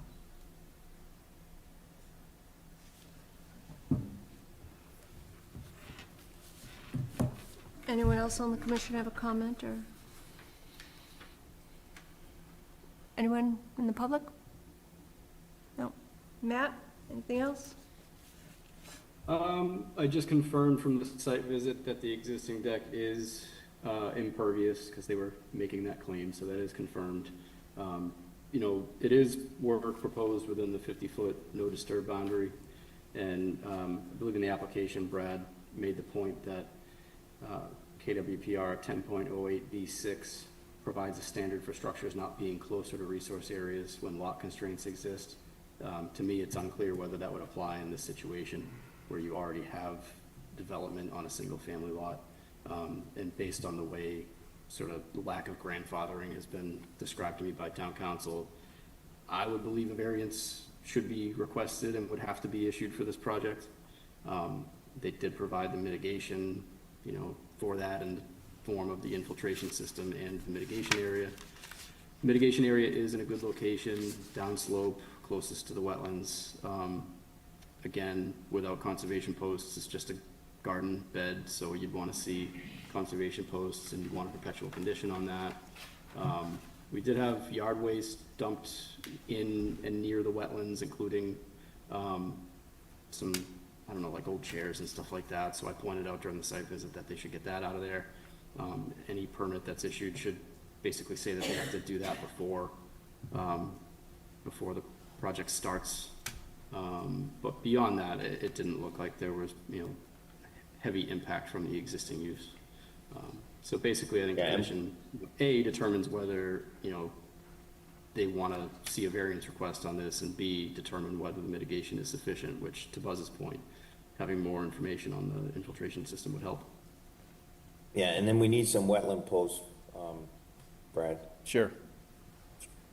Yep.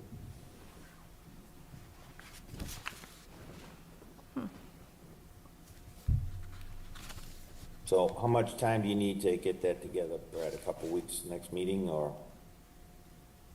Yeah, I don't think it's a heavy lift. We want to have it in a week ahead of time. So that gives us, what, a week to get it in for the week, a week in 2 weeks of your meeting? So June Correct. 11th? Okay. You think that would do? Okay. Yeah. So That you're would okay work. with that, Brad? Yes, June 11th Next would be meeting, fine. June 11th, so you'd have to have it in by June 4th. We can do that. All right, then, do I have a So I'll make motion? So can I make the motion Yeah. that we continue this to June 11th in order to receive the requested information? Sure, and do I have a second on that? Second.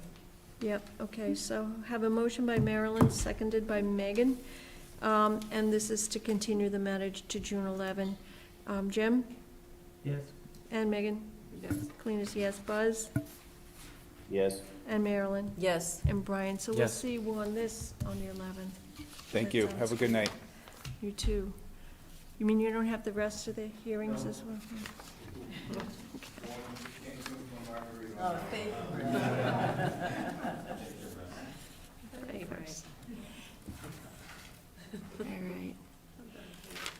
We're going to move on to section E, and this is, I'm going to open a hearing for the notice of intent for the proposed construction of an addition to a single-family house in place of an existing deck, and the reconstruction of the existing dwelling on the existing foundation, including addition of a second story.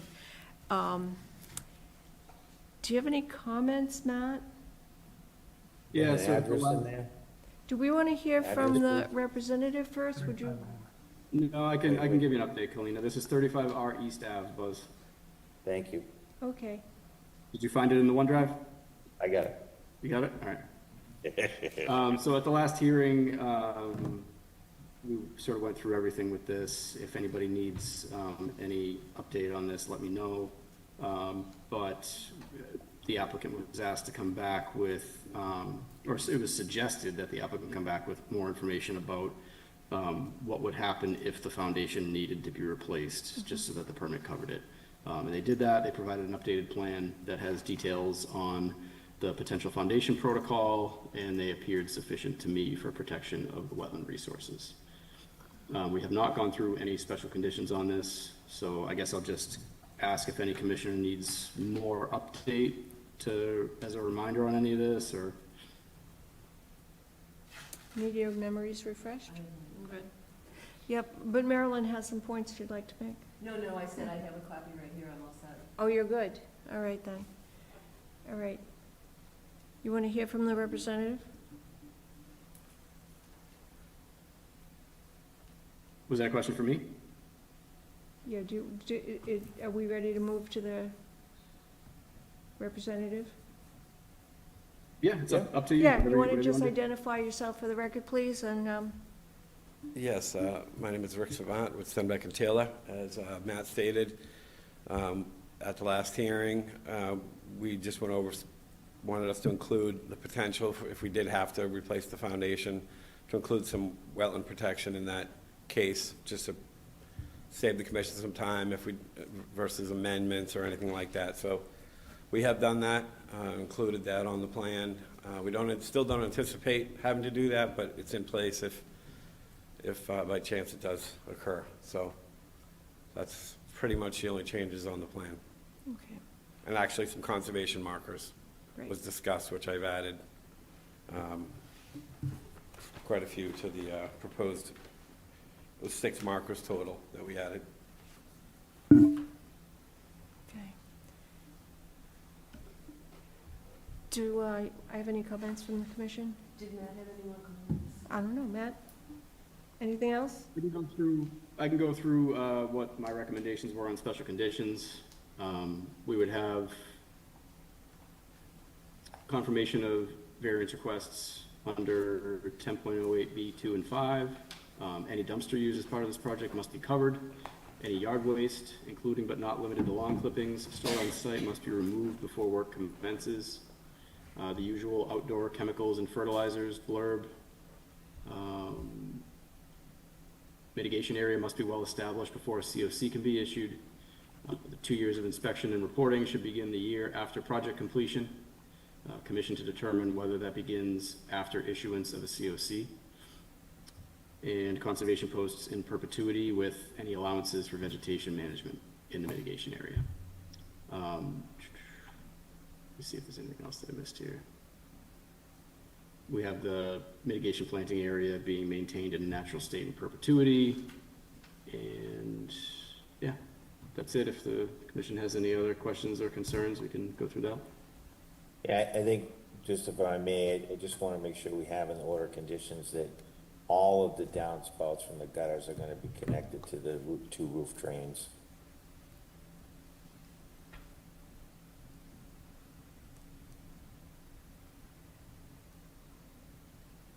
Okay. Cleaner, Mayor? Yes, please, Jim.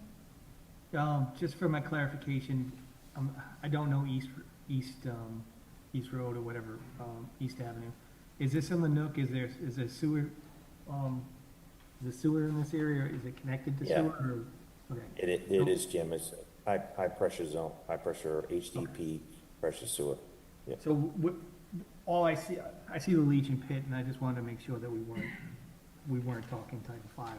Yeah, there's 2 roof drains that look like leaching pits, but they're roof drains. All right. And then Matt, this is the one you called me about, the helical screws right on the deck. Probably. You and I had a text message about helical sonotubes versus helical piles, right? Is this the one that was involving that? Might have been. No, I actually think that was an existing permit. Yeah, well anyways, they're showing their deck with helical piles rather than a foundation, so. Yes. So I think it's good. I'm ready to move forward. Is this an NOI? This is an NOI. It's an NOI. Yeah, and I would say that, I think I said at the last hearing that I think this is what you want to see with these types of projects, sufficient mitigation, protection of resource Yeah. areas. Yep. All right. Are we ready to close the hearing? Everybody good? I'd just like to ask if there are any comments from members of the public, either present online or in person. None. Do I hear a motion to close the hearing? I'll make that motion. Okay, and I have a second. Second. All right. Jim? Yes. Megan? Yes. Clean as yes. Buzz? Yes. Marilyn? Yes. Brian? Yes. The hearing is closed. And do I hear a motion to approve the NOI and issue the orders of conditions? I'll make I'll make that motion. Okay, thanks, Marilyn. And do I have a second? Second. Thanks, Jim. Second.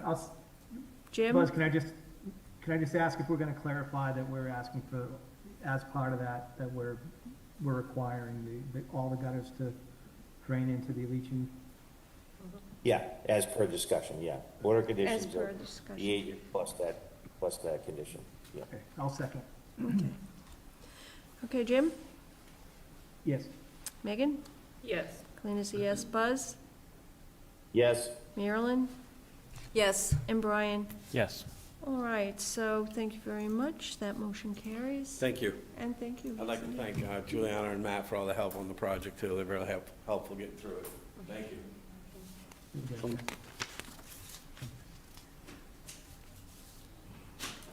Unless anyone objects or needs a break, I'm going to move along to section F. Please go. We good? Good. Section F is 10 Adams Avenue, and I open a hearing for the notice of intent for the proposed construction of a garage addition to a single-family house within the buffer zones of several coastal wetland resource areas. Is there a representative? Yes, Paul Seberg from Grady Consulting. Would you like to make some comments, Mr. Seberg? Sure. Is it okay if I share the screen? Please.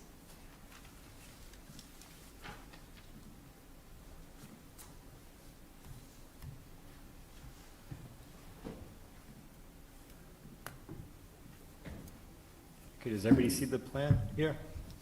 yep.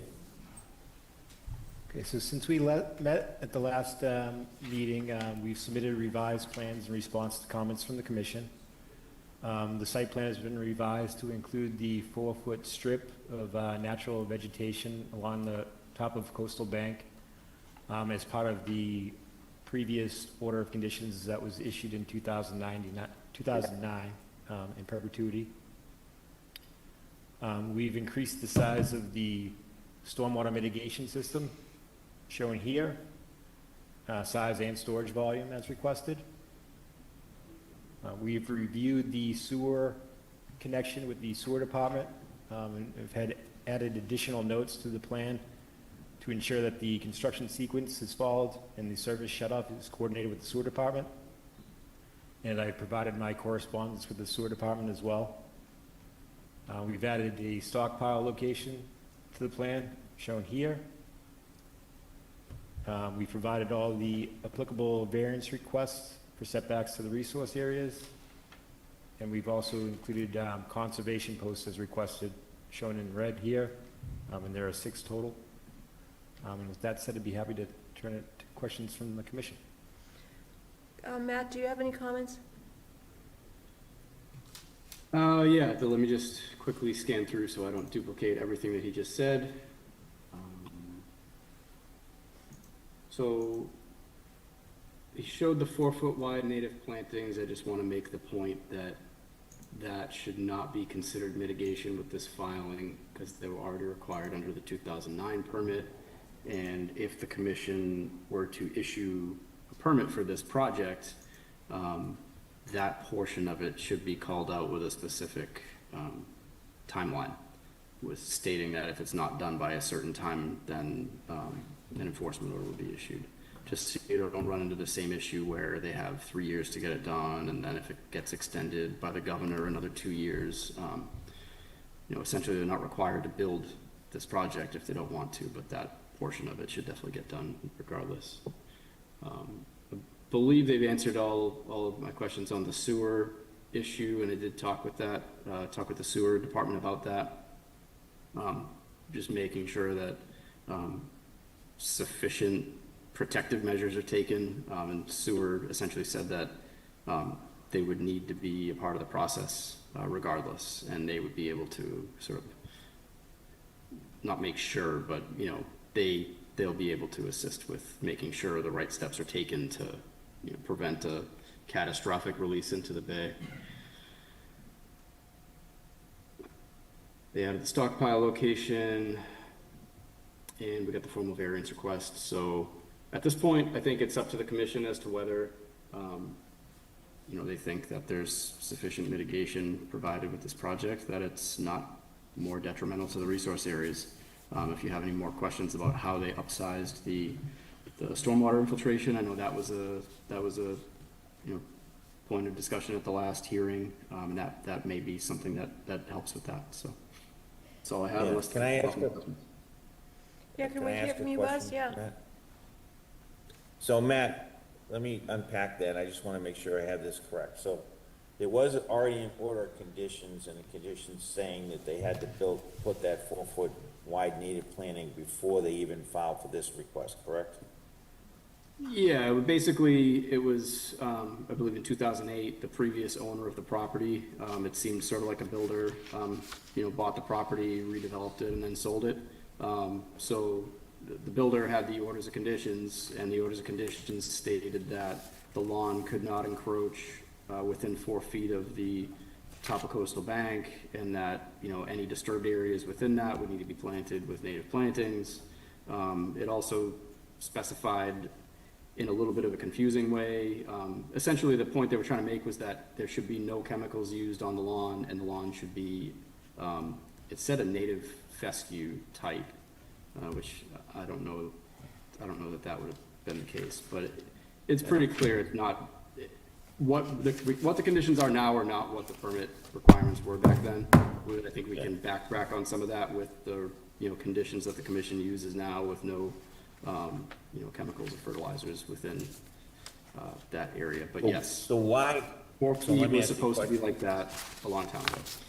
Right, so if our concern is that this mitigation, this native planting is gonna get done, why can't it just be stated in order of conditions that has to be done before the project is even started?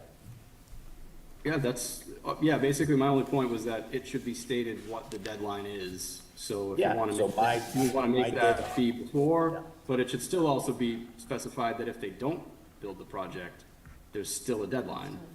Do you see what I'm saying with that one? Yeah, no, I get it, there's 2 bites at the apple, I'm saying, Yeah. if we're nervous it's not gonna get done, it's not in the way of them doing construction, so there's no reason they can't do it ahead of time, right? Right. And if they're required to do it, then we're gonna give them, whatever, 2 years to do it, even if they don't do the job. Is that what you're saying, correct? Yeah, timeline up to the commission, but yeah, it should have a set deadline so it doesn't end up like some other projects have in the past. Yeah. So those would be my only, the rest of it looks fine. That would be my 2, suggestions, is that we make that 4-foot native plantings along the bank requirement to be completed, or at least installed. I know it's not gonna be completely growing, but it has to be installed prior to starting the rest of the project. And then if they don't move forward with the project, they still have to do it within 2 years.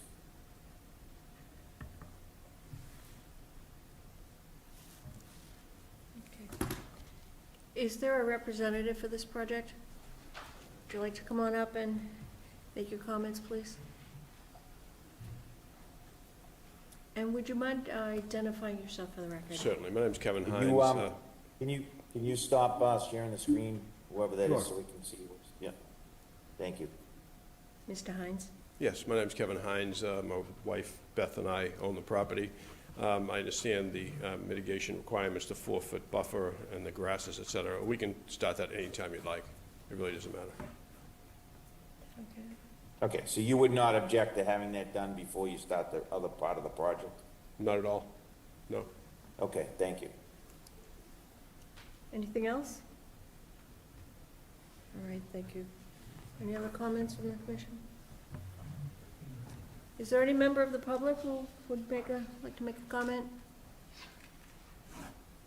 Okay. Are you ready for a motion to close the This is hearing? an NOI, correct? This is an NOI. Yeah, so I'll make a motion to close the hearing. Do you want Matt to run through Do you want to a run through list of anything, we Matt? things, or are you all set with everything? I actually don't think, we did not go through any special conditions last time, correct? No. Okay. All right, run it, babe, run it. So, special conditions would be confirmation of the variance for 10.05B. Any dumpster used must be covered. The usual outdoor chemicals and fertilizers blurb. You may even specify that even more, just to say no fertilizers at all, with this proximity to the resource areas, but that's up to the commission to discuss. Typically, we have 2 years of inspection and reporting on the mitigation area. Again, for this, that was specifying for that kind of oval-shaped mitigation area they were talking about, but you could have the same with the 4-foot area at the top, since that would be new and also covered by this permit. Conservation posts in perpetuity, detailed allowances for vegetation management within mitigation areas, mitigation planting area in a natural state, and that's all that I had, unless you had any questions. Does anybody want to discuss those? I just have a quick question. Yeah. The 4-foot against the shoreline is old, necessary to bring the property up into compliance, correct? So technically, the Yes. only mitigation we're getting for the impervious increase is this island or an existing island? Yeah. It's the little island area and the stormwater infiltration. Okay.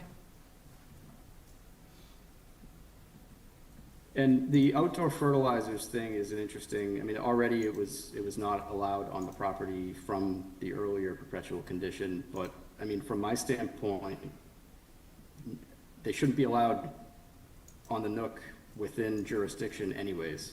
You know, any runoff from an application of any fertilizer or pesticide in that area technically should be treated as enforcement, in my opinion. It's just hard to stay on top of all of those things. So I think anytime we put these special conditions in and make sure people understand them is great.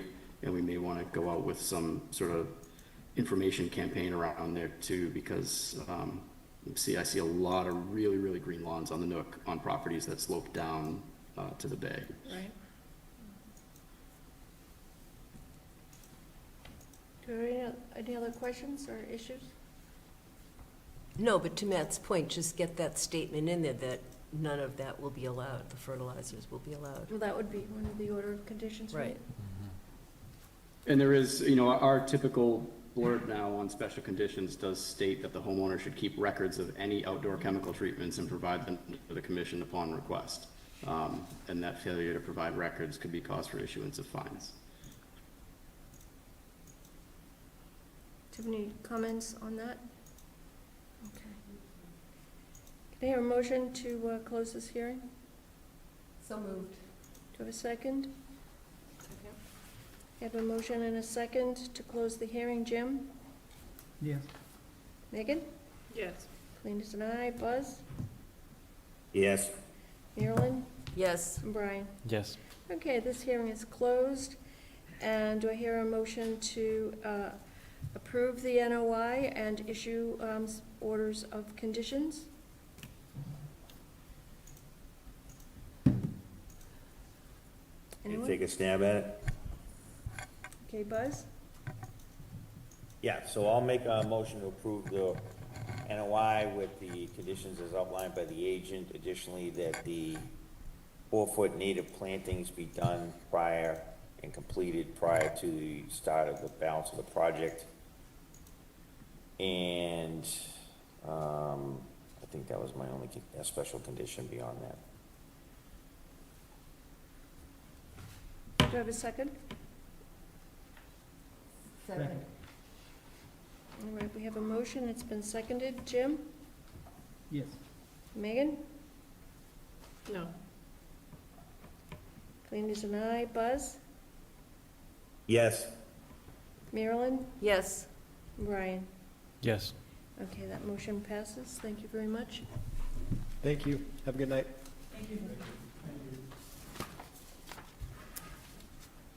There's the matter of 164 Pembroke Street. This is an enforcement. Madam Chairman, I need to recuse myself. All right, consider yourself recused, Marilyn. The minutes will reflect. All right, you want to update us on that, Matt? Sure, yeah, just give me 1 second to pull up Okay. file.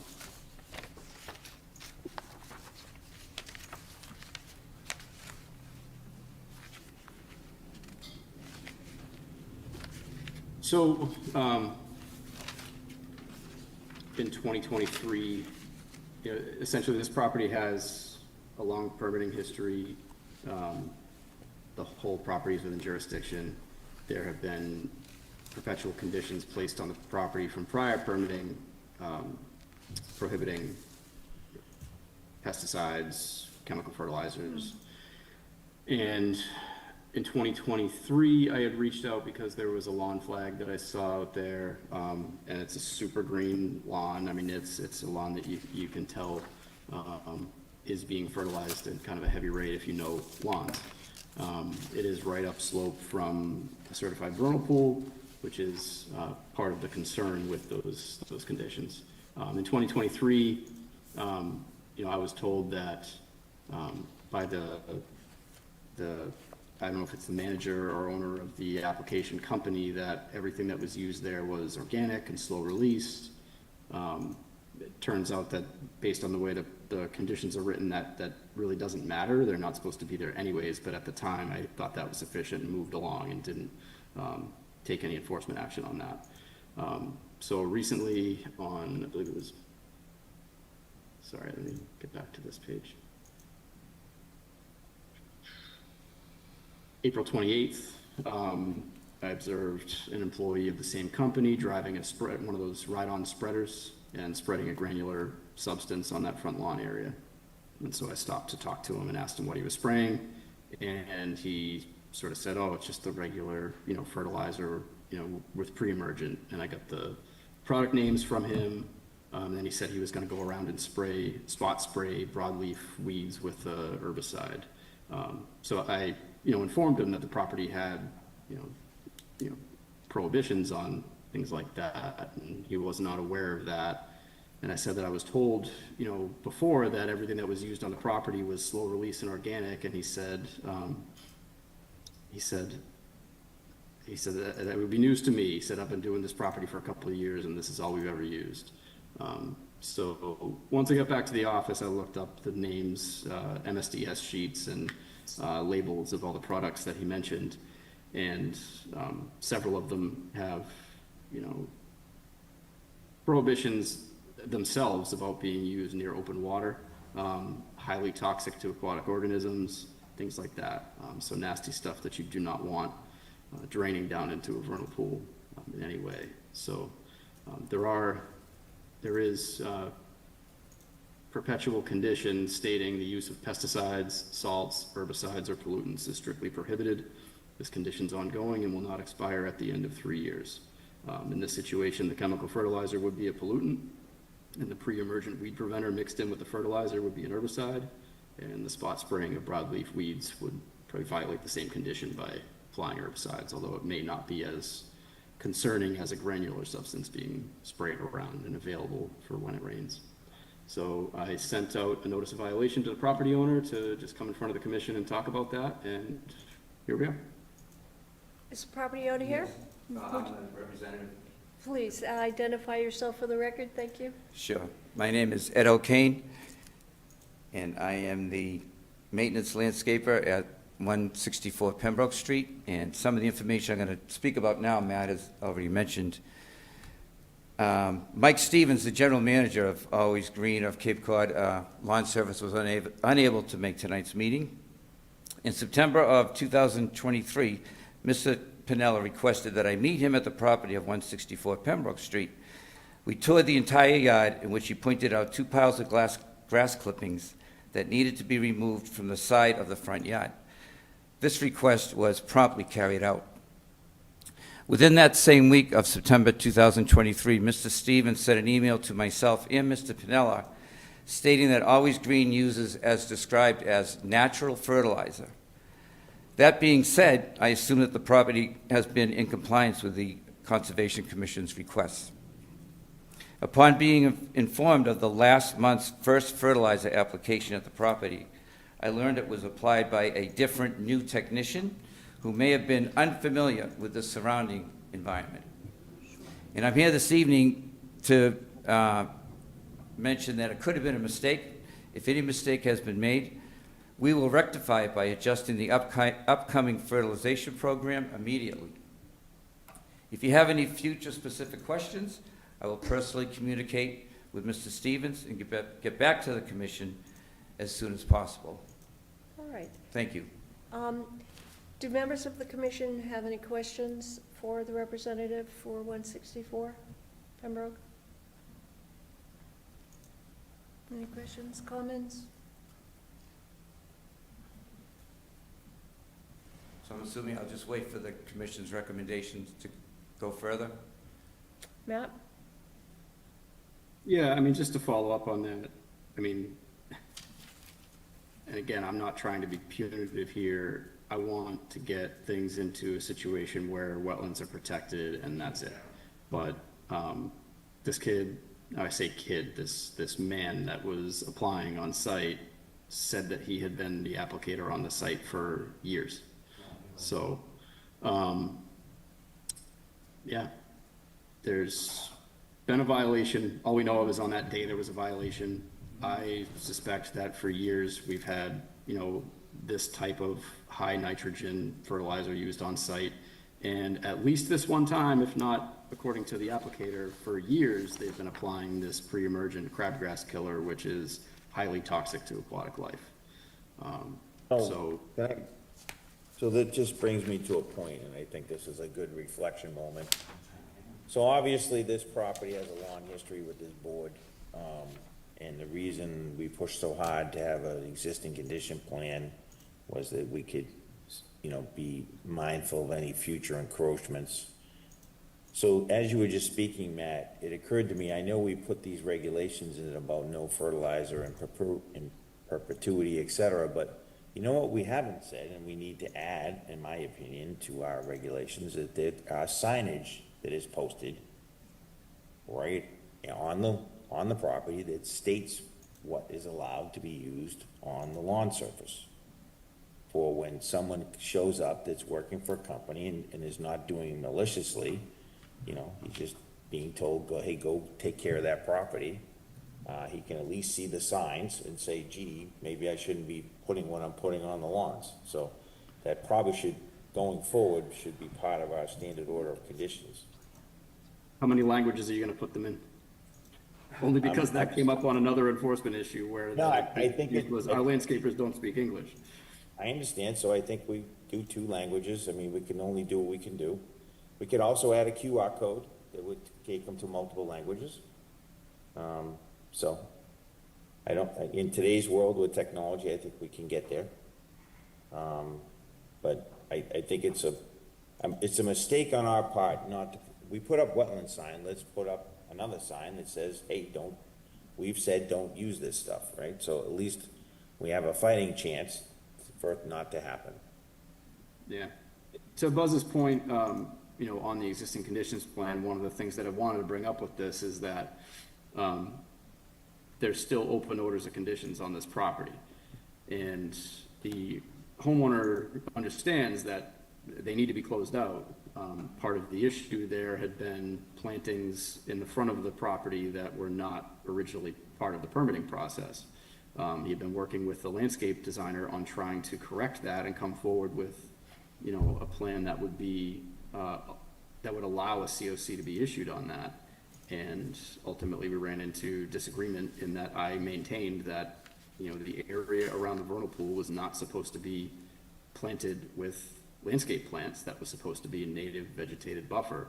That's one of the issues that I had talked with Ed about on site, was that, you know, not only landscapers were blowing through there and blowing, you know, debris downhill into the vernal pool, but, you know, cutting back the native vegetation so that it didn't encroach on the rhododendrons and the, you know, the landscape plants on that slope. The vernal pool does not have the protection that it's supposed to have based on the permitting history. So at some point, this has to get closed out. You know, they're gonna need to file for a COC on this, and this is indicative of why that vernal pool needs protection, is that, you know, it appears that for years there have been harmful chemicals applied upslope of that vernal pool within very close distance to it. And it's very easy to see the effect that could have on the water quality and the organisms that would be growing in that pool. So, yeah, a lot of issues there that do need to be wrapped up. And to Buzz's point, I don't know if signage like that may be a way to get through to where that doesn't happen again. I don't know. I've always thought myself that, some of the conditions we put in there are, highly unenforceable because nobody's ever gonna read them on an order of condition at the registry of deeds. So I like the idea of signage. The more the better, because it just takes that whole, I didn't know comment out of the future discussions that are gonna come up. So I'd be all for that moving forward. And, I don't know if it's a curative, but, how do we work that into the current enforcement situation that we're in? As, Or where are you putting maybe it's them? not a fine, What's the size requirement? Where are the signs going? It's not the easiest thing to pull I'm off. not, yeah, no, I'm not trying to say it is by any means, but I do think there's good to become out of it. So if, we could hit anybody with a fine, $250, probably not gonna make a dent, but putting up something would put it in front of somebody. So the next time we see it, it's a willful violation type of situation where we don't have to say, oh, well, they didn't know, and take that at its face value. So I think if we could do some work and figure out, maybe somebody else has already figured out this box, and then, somebody else in Massachusetts already has some kind of language that, we might be able to plagiarize a little bit to the betterment of the, community.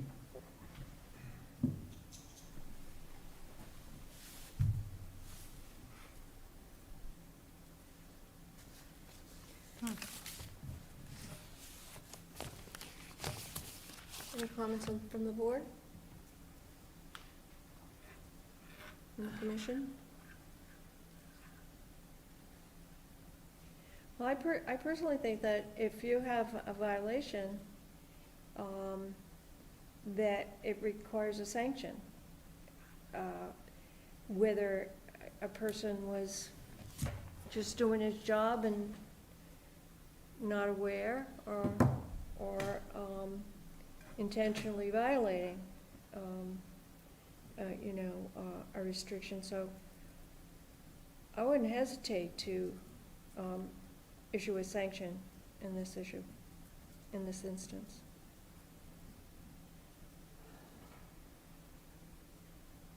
Kalina, if I may, Yes. I don't disagree with you at all. I just think that if we are going in that direction, that no matter what, our baseline should be, to include signage and have that signage, in front of things, right? So every landscaper, from now until there's none of us left, is gonna have to drive up the driveway to get onto the property, and, putting, similar to the conservation posts, putting something that's a little bit more in your face about what the requirements are in this case, maybe not in every single case, but in this case, obviously, there's, I think, a bigger need. I think we want to tie that to whatever enforcement everybody else feels is proper for this. Do we have the authority to expand in that direction, Matt? I don't see why not. I'd rather do the signage in lieu of fines, because you know where the fine thing's gonna go, so. Okay. Yeah, But I think we you could do should, the signage through an enforcement order, and you Yeah, could state that signage is not in place by a date certain, that, you'll issue $300 daily fines until it is. yeah, I think. I just think you have to be My- specific about the type of signage, and I don't know that Yeah, we're ready so to that's have why, that at this yeah, point. that's why I'd like to kick this over to the next meeting, so we have time to think about what that whole signage thing is. I agree. I'll do a little research. Like Jim said, somebody else has already done this, so. Thanks, Do we need Buzz. a motion to do Just that? to I be definitely- clear, I We def- need a motion. just to be clear, are you talking about having the signage to be on this particular property? Correct. Yeah, on the lawn. I just want to say, make sure that we're staying focused on the infraction we're dealing with at the moment, and not talking about what we're going to do in the future for future endeavors, but we need to stay focused on what's happening at this moment in this property. You're suggesting about ordering signs being placed on this. Thanks for your guidance, on that, we'll decide what we focus on. We appreciate your comments, though. So the focus is you have a violation on the property, and we have every right to give you a fine. What we're talking about is, instead of lieu of a fine, working to cooperative together to get some signage so that this won't happen again. Just to be clear, Buzz, that was me speaking, Brian, not the Oh, sorry. representative. Sorry, Brian. No, that's all right. I just want to clarify that what you and Jim are suggesting is that the enforcement order is signage, not a fine. That's where I'm leaning. Thank you for the clarification. I'll make sure the public has an opportunity to speak to it. And I'm open, I apologize. mean, if, personally, I am open to whatever you guys decide. I just, my stance is that I want to see the signage requirement in that. Yeah, again, that we've gone down this road with signage. We put a fine in, they appeal it, we go down to the court, Yeah. blah, blah, blah, right? I mean, I'd rather have the signs, we're never gonna see the $300 or whatever it is. I'd rather have the signs. I would absolutely rather see the signs myself and just keep it simple, because I think it's easier for a fine to get waived than it is for a sign requirement that tells them they're doing Right. it wrong and not to do it wrong, and then, Yeah, and then once the signs are in place, then it's, that, well, we didn't know, is kind of off the hook at that point, right? So, yeah. I'd like to ask, is it, Ms. Cosare, as a member of the public, not a member of the commission, wants to comment on this? I have the right to speak as You do. a citizen. Fatima? I would like to just approach this in a rather logical fashion and suggest that, to my understanding, normally when one has a lawn service, there's a contract involved. And it would seem to me one would be able to contract for the type of treatment one wants on one's property, which would then again allow for stipulating what materials are used. I have no reaction to your request for signage. I'm trying to think of something that would have an immediate effect, because by having a contract and requesting organic or whatever, in what area can be utilized and what area can't be utilized, from my perspective, it would disallow some of this confusion. And it would also disallow saying, oh golly gee, I didn't know. So that's my suggestion. I have a question for you. Do you think that would obviate the need for signage? I think it's possible, but I don't need to go toe-to-toe with my colleague. Oh, well, thank you. You're welcome. Could you come up and You speak have to speak. onto the, just to get it on the record so we know? Kalina, may I- Just talk to me. I'm trying to understand what she just mentioned, that's all. Well, If let you me don't try mind to- explaining that again, what she just You mentioned. have to speak to her through the chair. Try to speak to. Yeah. Okay, it's It's my just- first it's- time it's- I know, yeah. in this I know. position. Yeah. Don't get Um, unnerved by it. So I'm not quite understanding, I know I'm here for a change in what's happening at the property, and we're more than willing to do that. And I'm a little confused now if, I understand you want to put some signage on the lawn, or you're trying to avoid that, excuse me, and come up with a new fertilization ingredient. I think that those are the two I want both. suggestions that have been brought by the board and to the commissioner, Okay. by the commission. Okay. So that would be either to put signage that would inform you, for instance, I guess, Yeah. anyone coming to put something on the lawn, Yeah, or else to require a contract that specifies, the type of fertilizer that can be used on this particular no, lawn. that can be done easily. So, But I think it's important to note that we haven't I can't decided hear the you. full yeah, course and, here. and This is more, we're gonna the give representative has to step away so he can hear you, Jim. He has to see you to Okay. hear you. Okay, can you hear him now if he Okay. speaks? Sure, so what I just want to make sure that gentleman understands is that tonight's not the night where we give you the answer. Tonight's the night where we just discussed it. We've asked Matt, Buzz is going to look up some data, some information, come back to it. And I think that, at the next meeting, we'll be able to kind of have the final, discussion on what the requirements are going to be moving forward. So what was discussed was signage. And then, you know, to Marilyn's point, as, you know, not a member of the commission at this point, was that, you know, there is paperwork trailed for each one of these properties, that we could see some kind of definitive document showing that, you know, Mr. Kasner has done everything in his power to communicate the expectations moving forward and purchased through contract for certain services, so that we know that he's done everything on his side of it as well. So I like both those ideas. It's just we haven't voted for anything, you know, so I don't want to move in a certain direction until you get the full marching orders, okay? So we want Mr. Kasner to understand that he'll be coming back next meeting so that we can finish the discussion. Is that correct?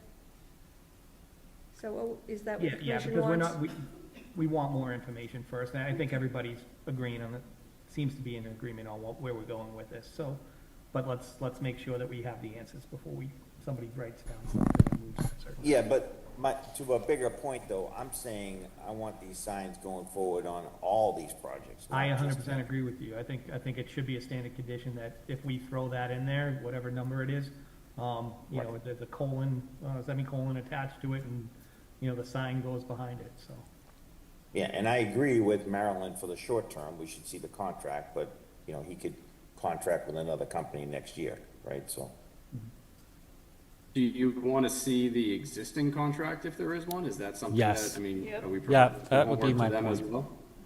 I would say we wanna see the new one that says they're gonna comply with what could be used on the lawn. I'd like to see Madam the Chair. current one. Okay, I would like to see a current contract. okay, I can talk to the general manager. Yep, for sure. Is there a timeline on that? Matt? How much time do you need? Actually, he's been really hard to get in touch with. There's been a death in his family, so I haven't been able to contact him. But I'm sure before the next meeting, which is Couple of weeks, yeah. a couple of weeks, yeah. June 11th is the next meeting. That's why he's not here tonight. We would need to Otherwise- see it by otherwise- June 4th. I'm sorry? We would need to see it by June 4th in order to have it ready for the June 11th meeting. Okay. Could you get the existing contract for lawn services to Matt by June 4th? Okay. All right.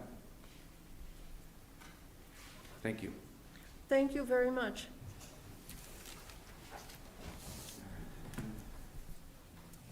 Do we have any meeting minutes to, Ms. Cos? Wait, Just we for got- the record, You're coming back on? We gotta kick this over, right? You need a vote on that or not, Matt? Right, we're going to continue this enforcement matter to June 11th. Matt, Yeah, you need a motion and a second on that I'll or make a not? motion to continue this enforcement order until June 11th. Second on that? Second, All right. Jim? yes? Kalina's a yes. Megan? yes. Buzz? Yes, Marilyn? No, not Marilyn. Brian? Yes. Okay, so we'll hear from them on the 11th.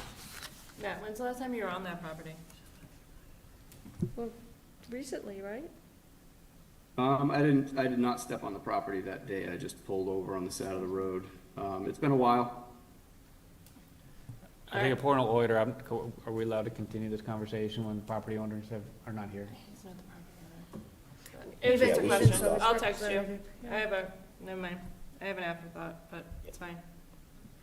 All right, do we have any meeting minutes to review? Yep. Yes? February 26th. I don't have a copy of them.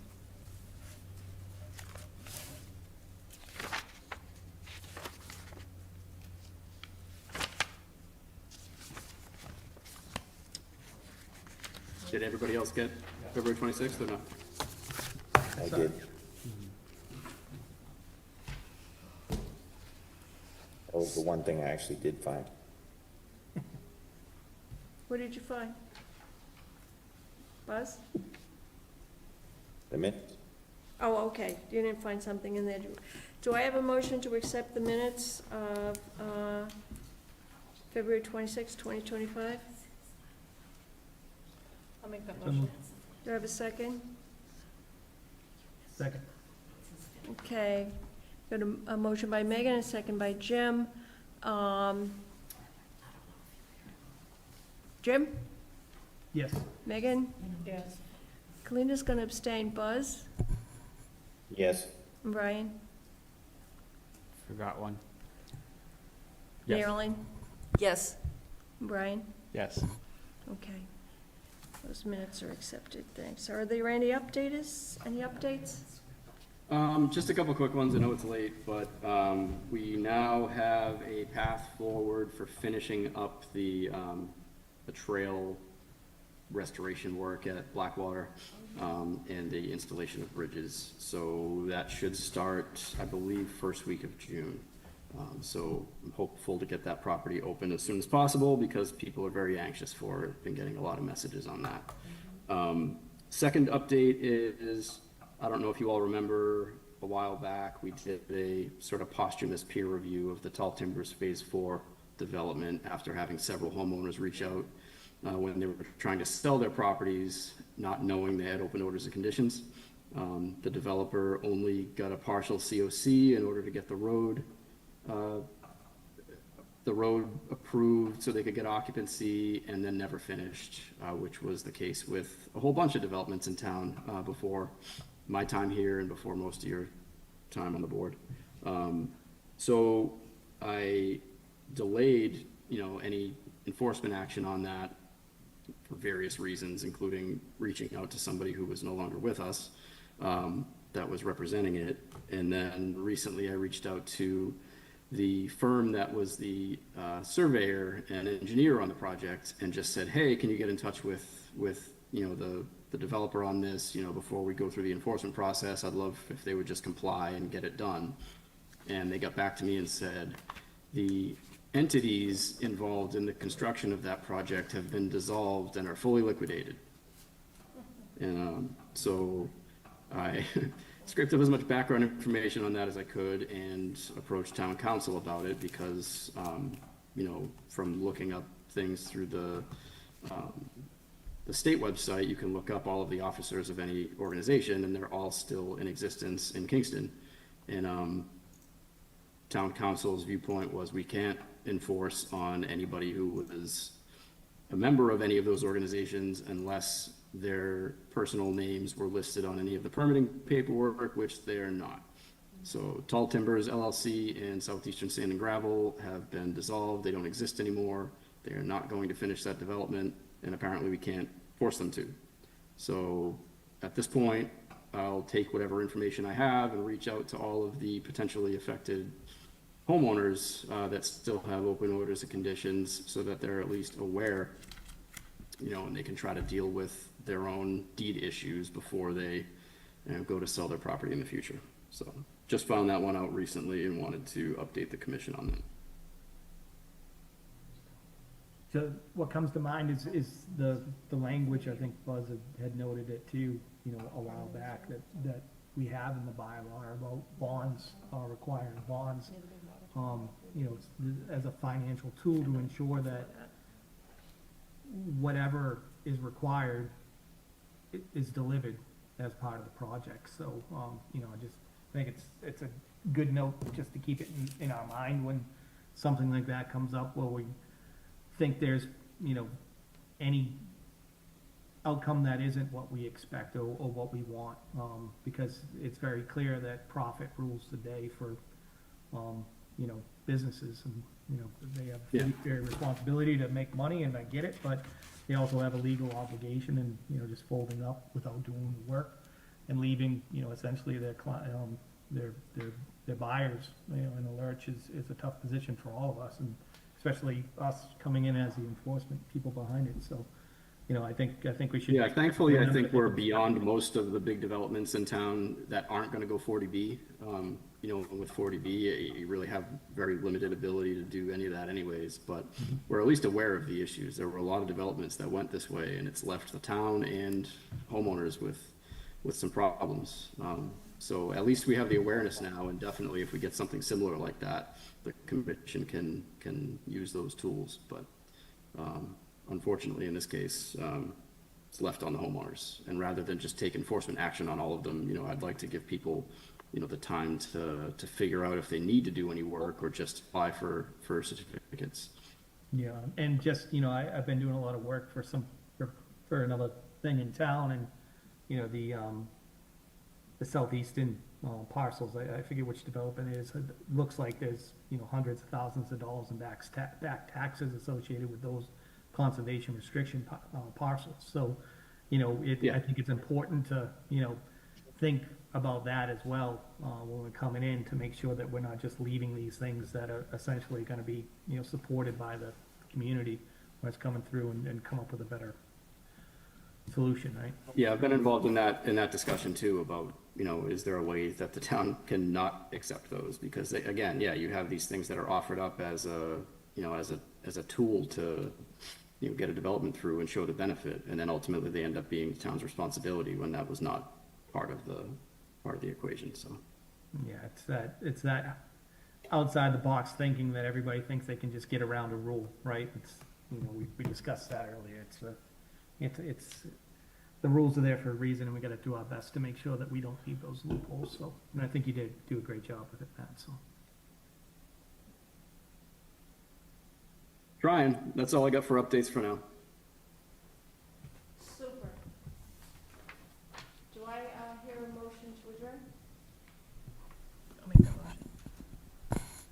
Thank you. Second. We have a motion to adjourn. It is 8 minutes to 9. It's been seconded. Jim? Yes? Green is a yes. Megan? Yes. Buzz? Yes. Marilyn? Yes. And Brian? Yes.